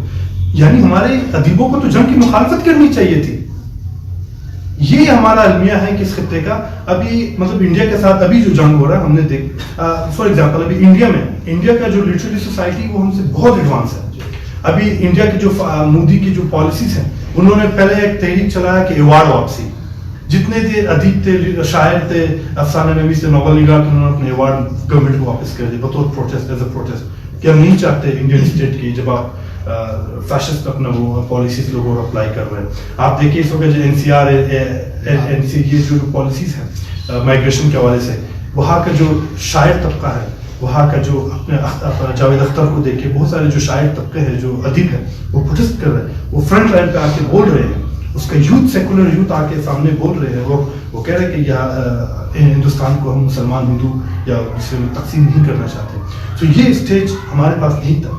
ایک فیض احمد فیض صاحب تھے جنہیں 4 سال کے لیے ایوب خان نے بند کیا تھا. ایک حبیب جالب تھے جنہیں ضیاء الحق نے بھی ڈنڈے مارے, جنہیں ایوب خان نے بھی ڈنڈے مارے, جسے بھٹو نے بھی ڈنڈے مارے, جسے بینظیر نے بھی ڈنڈے مارے. یہ تو المیہ ہے. بڑا بہت ہی کم لوگ تھے جو ہمارے جو ریزسٹ کر رہے تھے. اسی لیے تو ہم کہتے ہیں کہ جو لٹرلی جو کلاس ہے, جو لٹرل جو فیکشن ہے ہمارا سوسائٹی کا بھی جو سیکشن ہے, اس کو اتنا مضبوط ہونا چاہیے کہ وہ فرنٹ لائن پہ آ کے سیاست کرے, فرنٹ لائن پہ سیاست کرے, اس کے بجائے کہ قصیدہ خوانی کرے. اب آپ وہ جناب کی کتاب لکھتے تھے, ایک کتاب ان کی یہ تھی, میں نے آپ کو بتائی کہ پاک فوج کے بارے میں رسول اللہ کی پیشن گوئیاں, ایک یہ انہوں نے لکھی تھی, ایک انہوں نے پتہ نہیں عمران خان کے بارے میں کیا لکھا تھا. اب آپ دیکھیں قائد اعظم کی آپ پڑھیں, ہم جب بچپن میں تھے تو ہم سمجھتے تھے کہ قائد اعظم کوئی اللہ کا نبی ہو سکتا ہے, اتنا پاکیزہ آدمی, پرفیکٹ آدمی. پھر ہم نے جب پڑھا میں کہ نہیں وہ نبی نہیں, شاید وہ ولی اللہ ہو سکتے ہیں. تو ولی ہے جو ملنگ ہے. پھر ہم جب آفتہ آہستہ ہم نے جب پڑھنی شروع کی, ہم نے کہا وہ ایک سیاستدان تھا, پھر ہم نے اس کو بطور سیاستدان پڑھا. آپ اپنی کتابیں دیکھیں جو لٹریری شکل میں ہیں, وہ کچھ اور پڑھا رہی ہے آپ کو. آپ 4th اور 5th کلاس کی جو پاک اسٹڈیز میں آپ دیکھیں, اس میں وہ ہندوؤں کے بارے میں بہت سارے متنازع چیزیں لکھی کہ ہندوؤں کا جو مندر ہے وہ تنگ و تاریک ہے, وہ گائے کا گوشت نہیں کھاتے, ہم گائے کا گوشت کھاتے ہیں, اور ان کے بارے میں ایسے ریمارکس موجود ہیں. جب آپ کا لٹریچر ہی اتنا نفرت پر ہے, تو اسی لیے تو ہم کہتے ہیں کہ ہمارے جو لٹریری ہمارے جو لٹریچر کے لوگ ہیں, جو ادیب ہے, جو شاعر ہے, جو افسانہ نویس ہیں, ان کو سیاسی ہونا چاہیے. وہ اپنے سمت ڈائریکشن کو واضح تو کرے کہ ہم کیا چاہتے ہیں. آپ ہمارے خلاف لکھو تو صحیح کم وقت, تاکہ ہمیں پتہ تو چلے, آپ سے بحث تو کر سکے. ایک بندہ میں جو کہہ رہا ہوں کہتا ٹھیک ہے, اوکے, اب میں کیا بحث کروں اس کے ساتھ, وہ مجھے اختلاف ہی نہیں کرتا. یہ وہ بحث ہے. As you've been using the word communism, so can you please just correct that? Communism according to हाँ, कम्युनिज्म कम्युनिज्म एक सियासी स्ट्रगल है, ठीक है, एक सियासी इस्तिलाह है, आप कह सकते हैं, जैसा कि कैपिटलिज्म है, ठीक है, ऐसे ही कम्युनिज्म। कैपिटलिज्म मैं आपको, जब आप कैपिटलिज्म को नहीं समझे कम्युनिज्म को नहीं समझ सकते। कैपिटलिज्म ये है, कहता है कि profit and rate of profit, capitalism का यही एक मोटो है। और कैपिटलिज्म में इसमें ये है कि जो सरमायादार तबका है, बेसिकली हर जो रियासत है वो किसी न किसी तबके के कब्जे में होता है, ठीक है। क्लास मजहब या रिलीजन के बेस पे नहीं बनता, क्लास फाइनेंशियल पोजीशन के बेस पे बनता है। मैं लोअर क्लास से ताल्लुक रखता हूँ, या वर्किंग क्लास, दूसरा मिडिल क्लास है, फिर अपर मिडिल क्लास है, फिर एलीट क्लास है, ठीक है। सरमायादारी में यह है कि सरमायादारी यानी सरमायादारों का बनाया हुआ सिस्टम सरमायादारों ही के लिए। मिसाल के तौर पर अब आप देखें, हम कैपिटलिस्ट सोसाइटी में रहते हैं, आप देखिए कि सबसे ज्यादा इस सोसाइटी में प्रिविलेज किनको मिलती है। अगर आपके पास सरमाया है तो आपको बेहतरीन इलाज भी मिल सकता है, आप जा भी सकते, कहीं भी इलाज करा लो अपना, आपके पास रिसोर्सेज भी बहुत ज्यादा है, आप सही पत्थर वाला घर बनाएंगे, अंदर से गैस नहीं हो, 3-4 कंप्रेसर भी लगाओगे, पैसा है भैया, गैस आता जाएगा, गर्म भी होते जाओगे। तो यानी आपकी तमाम privilege based from your capital, आपको तमाम जो इंसानी जरूरियात मिलती है वो सरमाए की बुनियाद पर मिलती है, आपको ह्यूमन नीड्स की बुनियाद पर नहीं मिलती। जबकि कम्युनिज्म कहता है कि कम्युनिज्म वर्किंग क्लास का सिस्टम है जो मेजोरिटी है। हम कहते हैं कि वर्किंग क्लास 90 to 95% हम सारे वर्किंग क्लास फैमिली से ताल्लुक रखते हैं। वर्किंग क्लास का वो सिस्टम, कम्युनिज्म एक ऐसा सिस्टम जो वर्किंग क्लास के लिए हो, जिसमें वर्किंग क्लास का ही होल्ड हो सोसाइटी पर। फॉर एग्जाम्पल अगर मैं कहता हूँ कि पाकिस्तान में कम्युनिज्म आ जाता है तो हम कहते हैं चूंकि हम वर्किंग क्लास से हैं, ये हमारा सिस्टम है, लिहाजा कम्युनिज्म पे हम क्या करेंगे, इलाज मुफ्त करेंगे अपने लोगों के लिए, तालीम मुफ्त करेंगे, गवर्नमेंट आपको बहुत सारे वसाइल देंगे, यानी गवर्नमेंट आपसे आपकी मेहनत के मुताबिक काम लेगा और आपकी जरूरत के मुताबिक आपको फैसिलिटीज देगा। ये वो सिस्टम है जिसके बेस पर कम्युनिज्म चलता है कि आपकी मेहनत, आपकी सलाहियत के मुताबिक आपसे काम लेना और आपकी जरूरत के मुताबिक आपको रिटर्न करना गवर्नमेंट की तरफ से। हाँ, तो इसमें ये कहता है, और ये वर्किंग क्लास का सिस्टम है।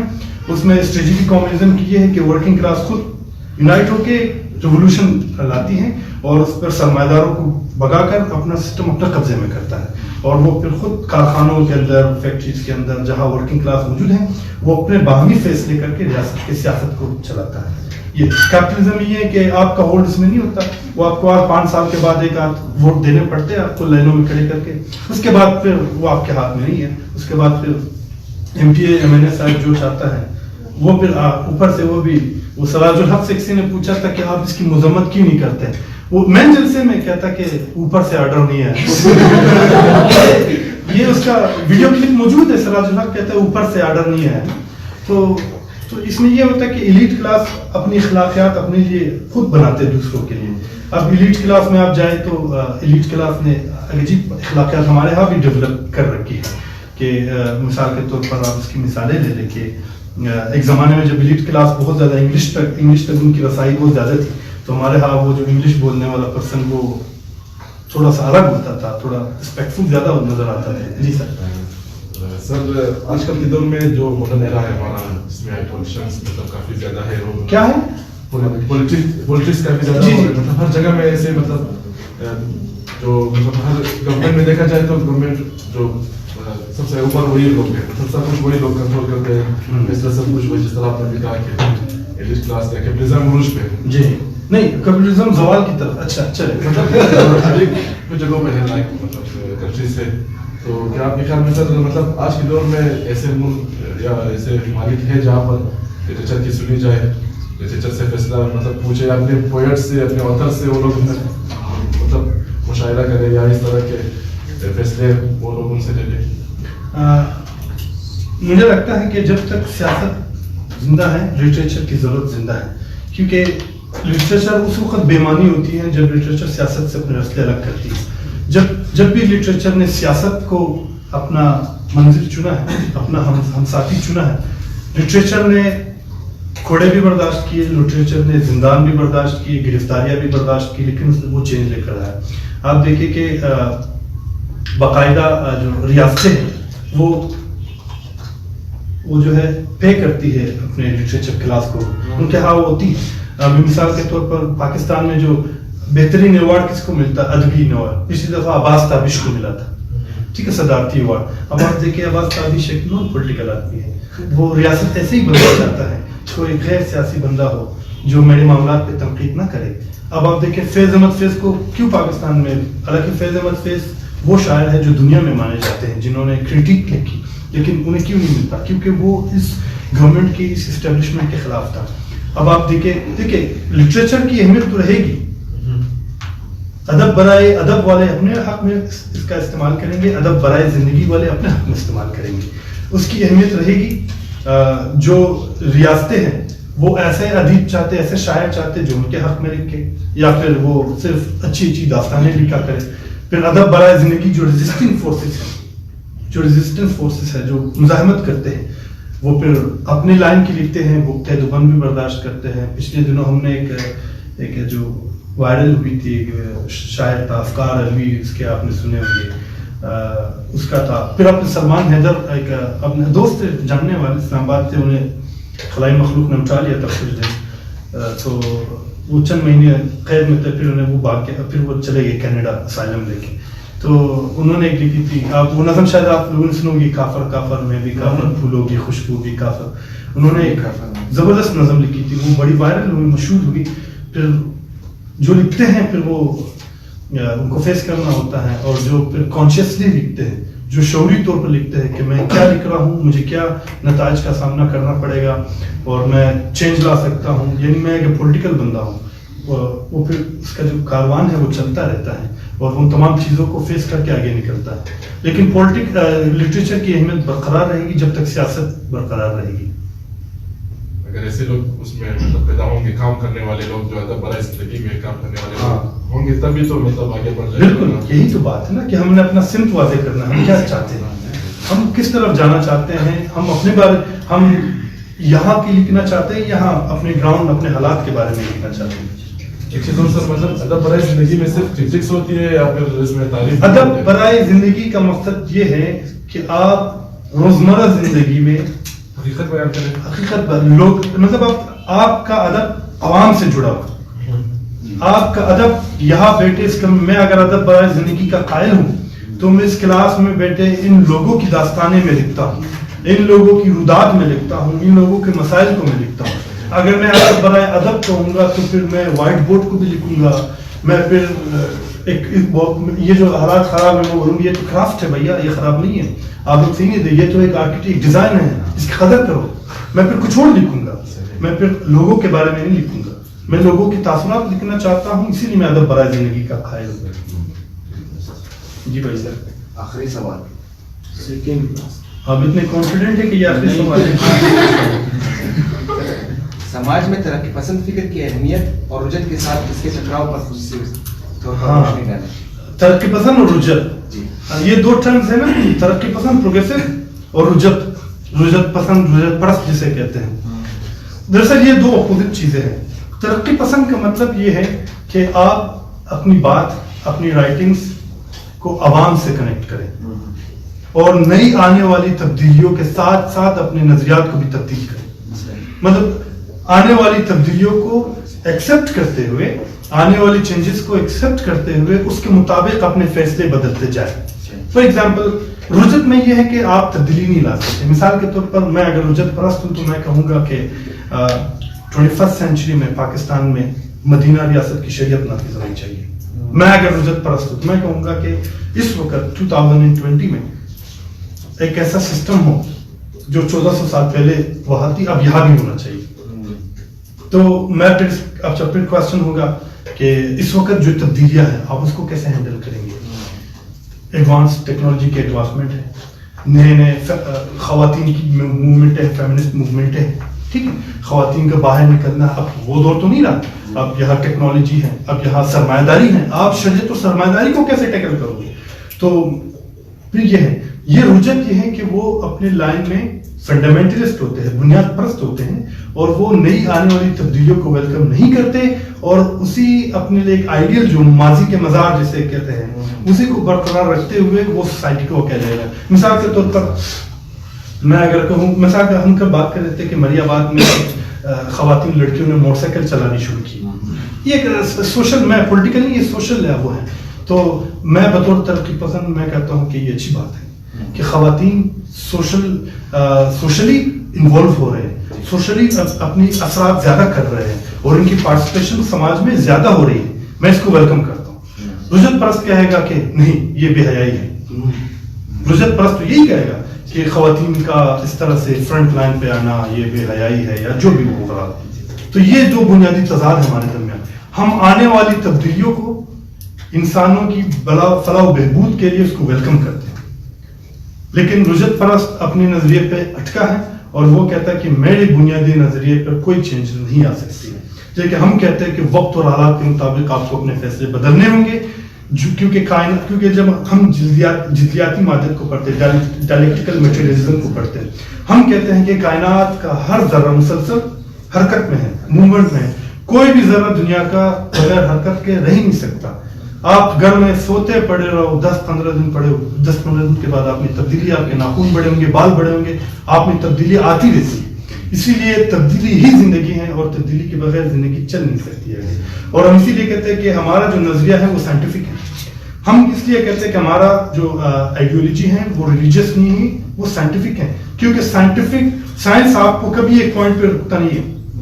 سائنس آپ کو سائنس کے پاس ایک اسٹیپ ہے, جیسے کہ وہ پہلے تھیوری باندھتے ہیں, پھر پریکٹیکل, پھر اسی طرح کچھ لمبا پروسیس ہے.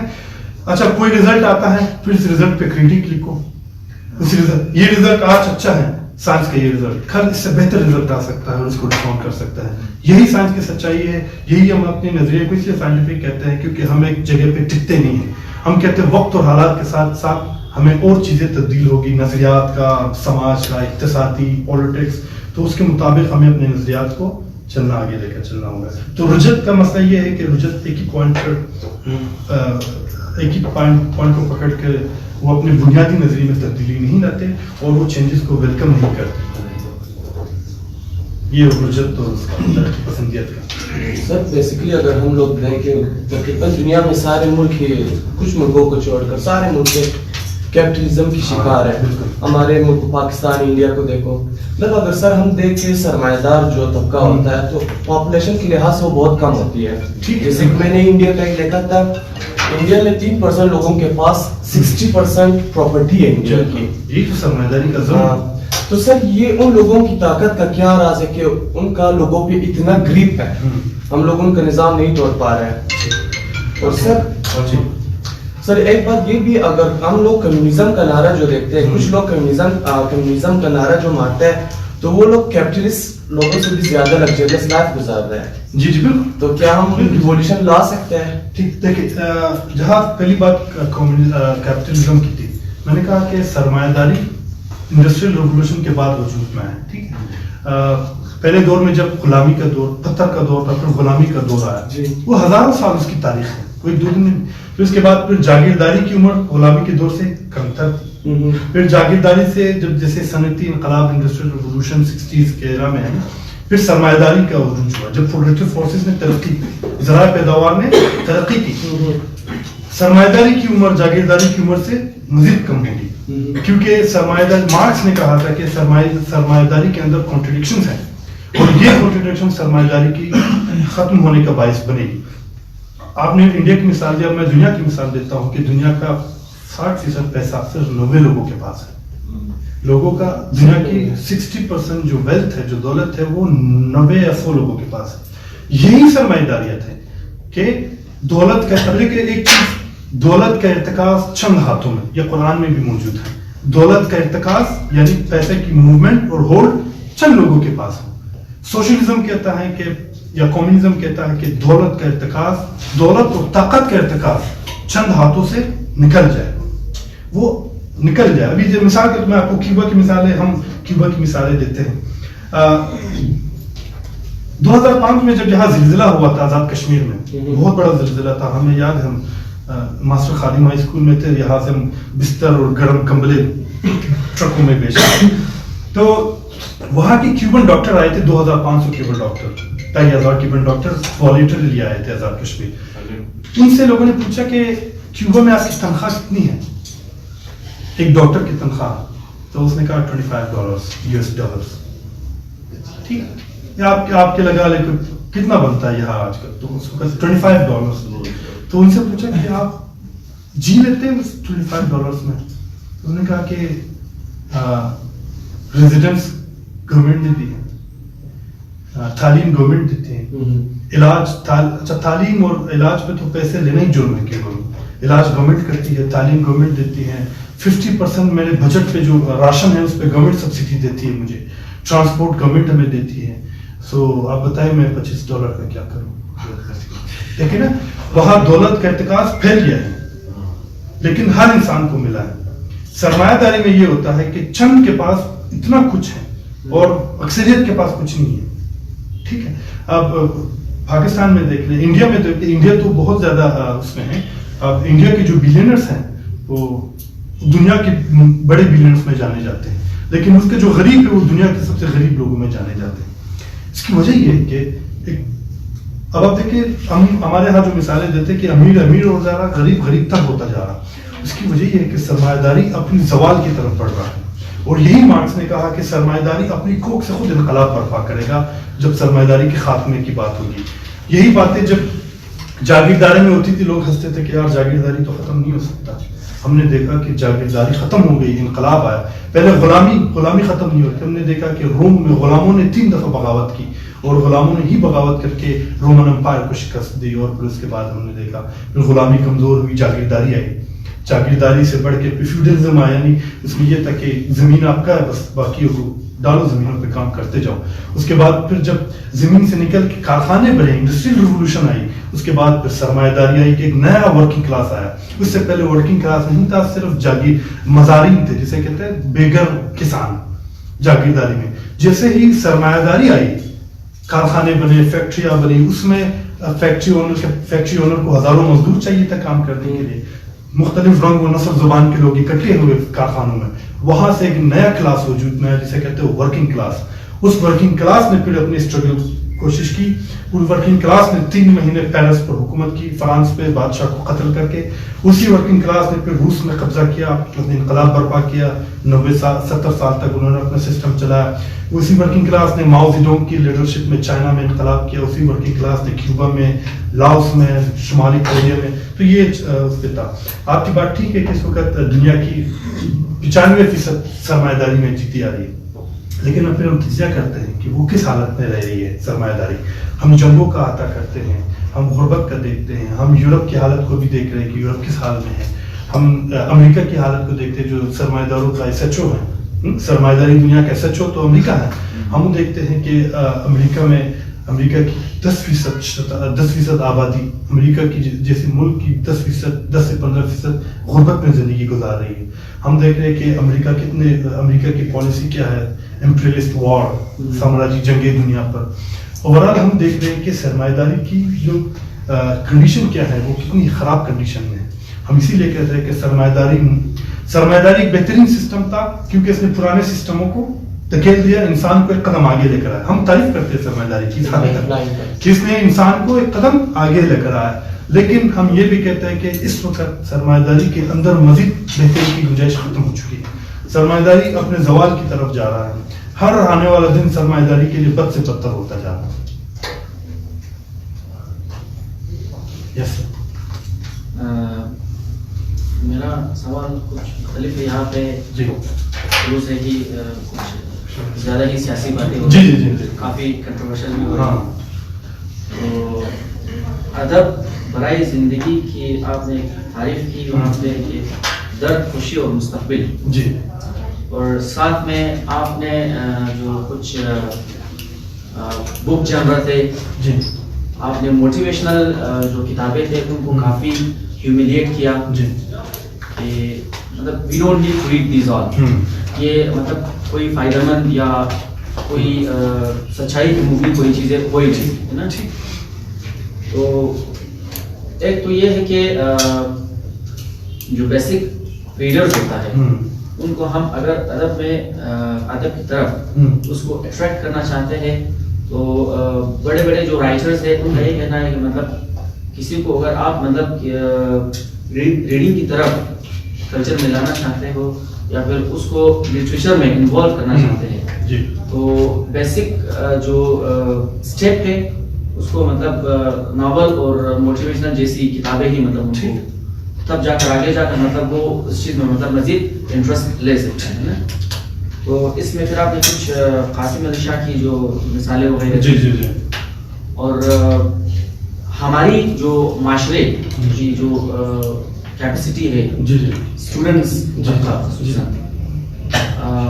آپ کو لگتا ہے کہ مطلب جو لٹریچر کی جس طرح کی آپ نے تعریف کی جو مزاحمتی طریقوں کی جو آپ نے باتیں کی اس میں پھر مطلب کچھ خطرناک قسم کے ایگزامپلس بھی دیے جیسے آپ نے وہ جو کافر والا کو اٹھانے والی مثالیں بھی دی نا.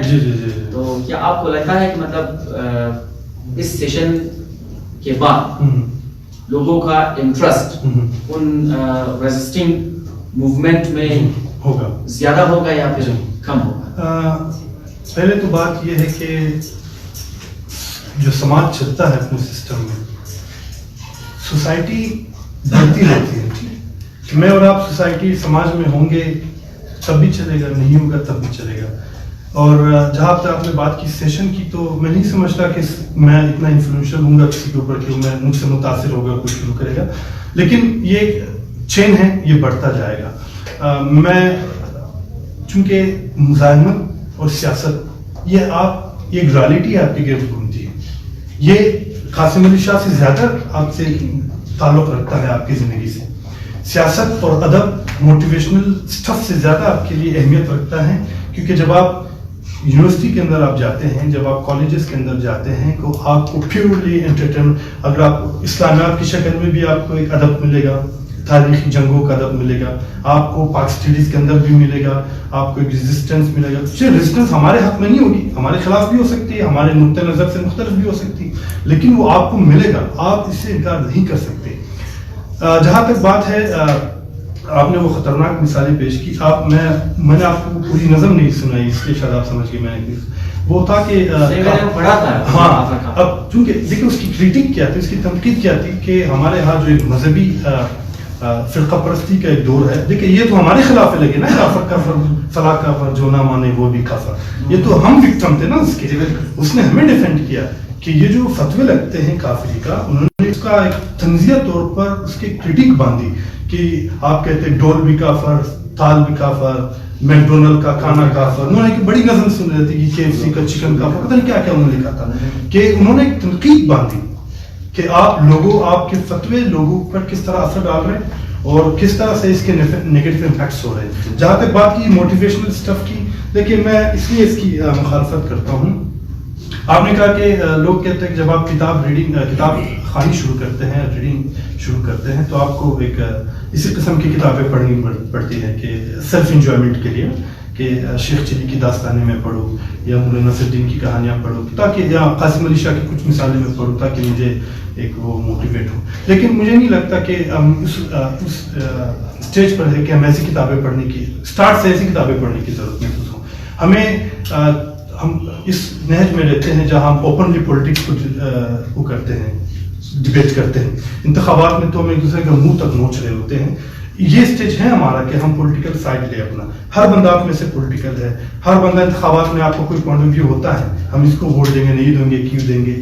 تو مجھے لگتا ہے 21st سینچری کے اندر, اور یہ ہمارا کوئی ٹرائبل سوسائٹی نہیں ہے, کلاسیکل ٹرائبل سوسائٹی کے اندر ہم 21st سینچری کے اندر رہتے ہوئے ہم اتنی اوپن انوائرمنٹ ہمیں ملی ہے ایجوکیشن کے لیے. میں اور آپ اگر آپ لٹریچر پر بحث کر رہے ہیں, سیاست پر بحث کر رہے ہیں, ہم فور انقلاب کو ڈیبیٹ کر رہے ہیں, اس کا مطلب ہے ہمارے پاس ہماری اتنی کیپیسٹی ہے کہ ہم پولیٹکس کو پڑھیں, ہم لٹریچر کو پڑھیں, ہم مزاحمتی تحریکوں کو پڑھیں. میں نے مزاحمتی تحریکوں کو پڑھ کے آپ کل ڈنڈا ट्रम्प पहुंच जाओ एफसी के खिलाफ, मैं ये तो नहीं कह रहा हूँ ना, एक हिस्टोरिकल प्रोसेस होता है पढ़ने के लिए, आप तैयार होते हो उस चीज़ को समझने की कोशिश करते हैं, आप कॉम्पर्स सियासत करते हैं। कॉम्पर्स सियासत तो ये तो नहीं कहता कि जाओ पश्तूनाबाद पर हमला करो, वो अपने कौम की कॉम्पर्स तराज होगा उसके दरमियान। मजहबी सियासत मुल्ला हाशिम तो आपको ये नहीं कहेगा कि कल को हमला कर दो किसी मस्जिद बनूरिया पर जिन्ना ट्रम्प, वो तो नहीं कहेगा आपको ना, या मैं आपको तो नहीं कहूँगा कि कल से डंडा लेके एफसी के खिलाफ ना, लेकिन ये प्रोसेस है, आपको पढ़ना चाहिए, हमें पढ़ना चाहिए, हमें समझना चाहिए। और ये 2 लेक्चर तो ये बहुत बड़ी बात है, हमें उम्र गुजर गई अभी भी एक तारीख समझा है, बहुत बड़ा लेंथी प्रोसेस है। मुझे लगता है किताबें देखिए हमारे यहाँ आपने क्या मेगा आप लोगों ने ये बुक फेस्टिवल जो कराया था, आप खुद देखिए इसमें जो किताबों की अक्सरियत किस किस्म की किताबें थी, आप खुद देखें ना, आपको पता होगा मेजॉरिटी किताबें किस टॉपिक पर थी, देखें ना सर, ये यहाँ यहाँ नहीं है, आप कहीं भी जाए ना वो आपको यही पेश करता है। अच्छा, सवाल करने का जो बस नजर था वो यही था जी, क्योंकि हमारा जो सिलसिला है मतलब वो किताबों की प्रमोशन के हवाले से है ना, तो 7 महीनों में जो हमारे पास जो रिकॉर्ड है 95 to 96% जो हमसे जो लोग किताबें लेते हैं वो सारे नॉवेल से मोटिवेशनल है, सेल्फ हेल्प, एंटरप्रेन्योरशिप वगैरह ये चीजें है ना जी। अच्छा, हमारे जो पेज है आप उस पे जाए रीडर्स जोन, उसमें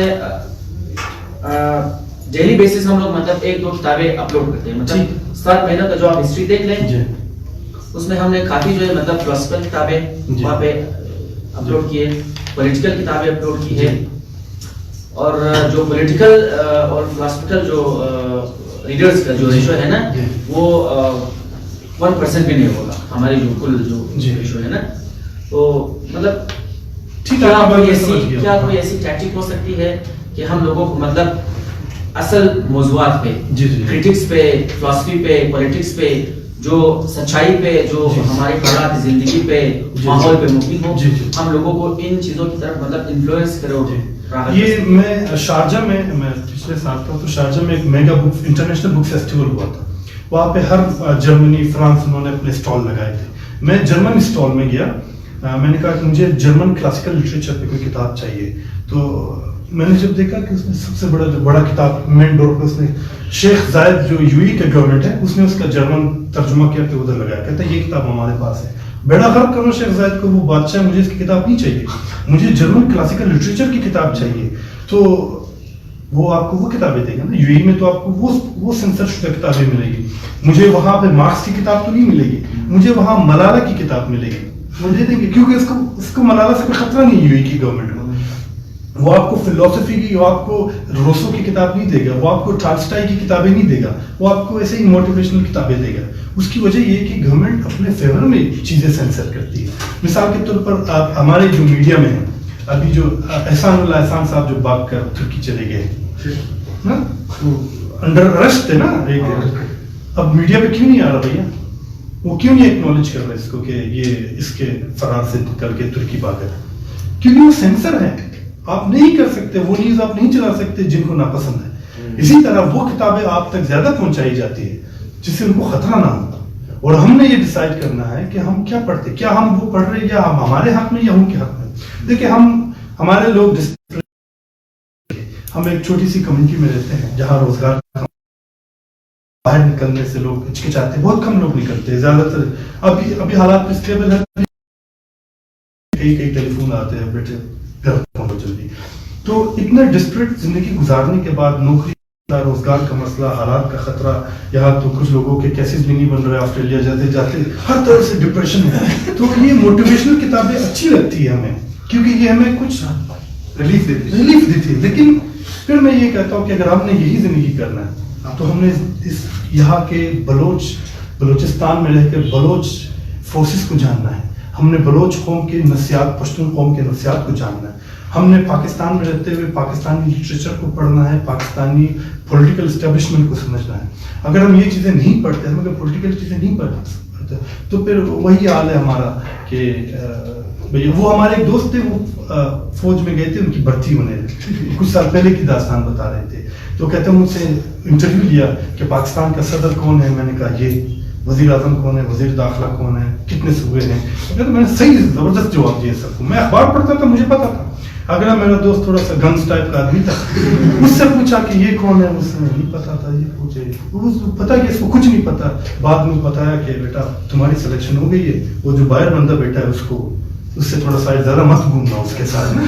तो अब वो बंदे चाहिए ना सर उनको, जो आप ऑर्डर करें तो काम चलाए। अब देखिए हमें, मैं इसलिए मोटिवेशनल किताबों के खिलाफ हूँ, वो हमें एक सेटिस्फाइड स्लेव बनाने की बहुत कोशिश होती है हमारे यहाँ। मोटिवेशनल किताबों में आपका जो जमे गफीर यही है कि जब आप उनको पढ़ते हैं वो आपको एक मुतमईन गुलाम, एक ट्रेंड गुलाम, एक इंतहाई बाअदब गुलाम बनाने की बहुत अच्छी कोशिश होती है। आपने इसकी भी रिस्पेक्ट करनी है, उसको भी ना, आपको नहीं सिखाता ना करना, आपको कभी ना करने की जरूरत नहीं देता मोटिवेशनल स्पीकर। इसलिए क्योंकि हम जब इस सोसाइटी के अंदर रहते हैं तो हमें ना करने की और क्वेश्चन करने की आदत अपनानी चाहिए। अगर आप मिसाल के तौर पर किसी कॉर्पोरेट बिजनेस में चले जाए इंटरव्यू के लिए, तो आपको ऐसे ही गंस बंदा चाहिए उनको ना।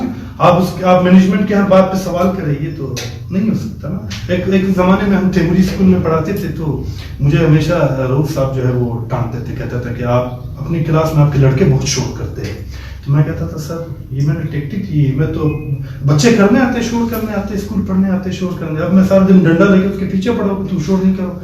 उनको खुला आबाद माहौल चाहिए। तो लेकिन उनको वही बात, अच्छा बाद में मेरी तनख्वाह की डिडक्शन होती थी, तुम्हारे अटेंडेंस कम है, तुम्हारा ये डिसिप्लिन सही नहीं है, ये तब उनको यही बंदा चाहिए। हर कॉर्पोरेट मैनेजमेंट को यही बंदा चाहिए, रियासत को भी ऐसा ही बंदा चाहिए कि वो आपको ना करे, स्ट्रिक्टली आपको जवाब दे के सर ठीक है ठीक है। क्योंकि मोटिवेशनल इससे ज़्यादा अगर कोई अच्छा डिफाइन कर सकता है तो बताए मुझे कि मोटिवेशनल किताबें पढ़ने का फ़ायदा क्या हो सकता है। मतलब कोई मुझे बताए कि इससे इतनी बड़ी तब्दीली आपके अंदर आ सकती है। अगर कोई बताया कि किसी ने पहले ये था, मोटिवेशनल किताबें पढ़ने के बाद वो ये हो गया, कोई अगर मुझे ये बताए कि मैं फिर करार कर लेता हूँ। तो आप देखिए कि वो सेल्फ मोटिवेटेड, आप अच्छा इखलाक पढ़ता।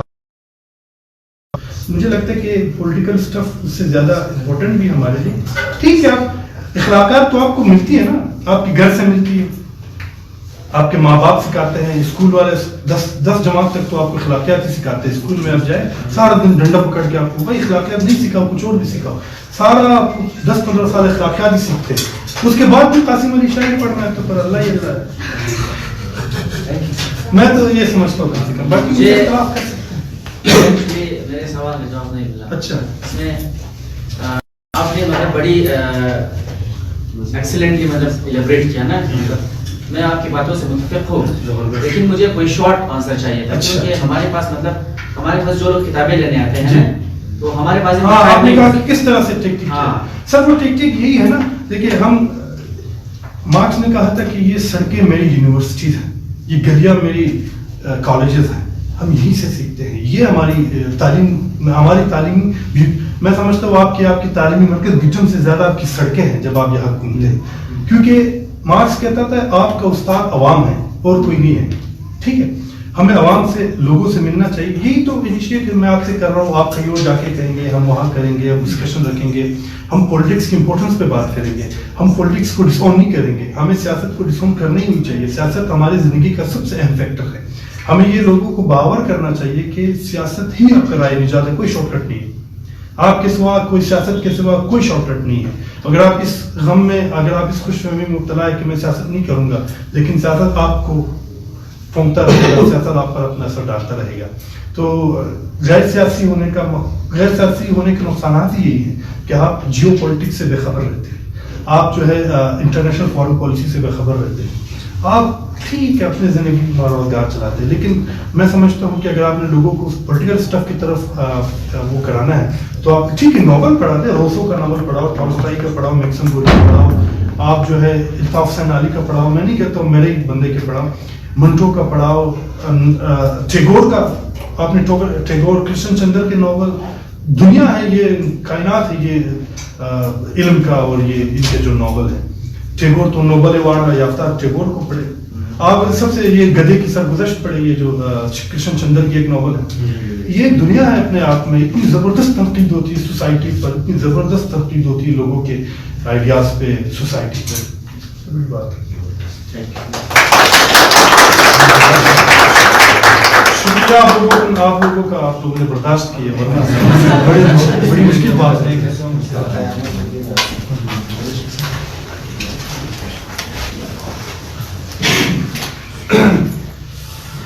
ما بسیار تشکر میکنم از آقای غلام نبی کریمی که اون روز سشن گرفت و بسیار ما رو موتیویت کرده و بسیار خوب کارنامه کرده شما. First of all, ما اول خود introduction نام از مستر بلایت حسین. ما که است سوشیولوژی دیپارتمنت میں خانم مراقبه سمستر مستر اور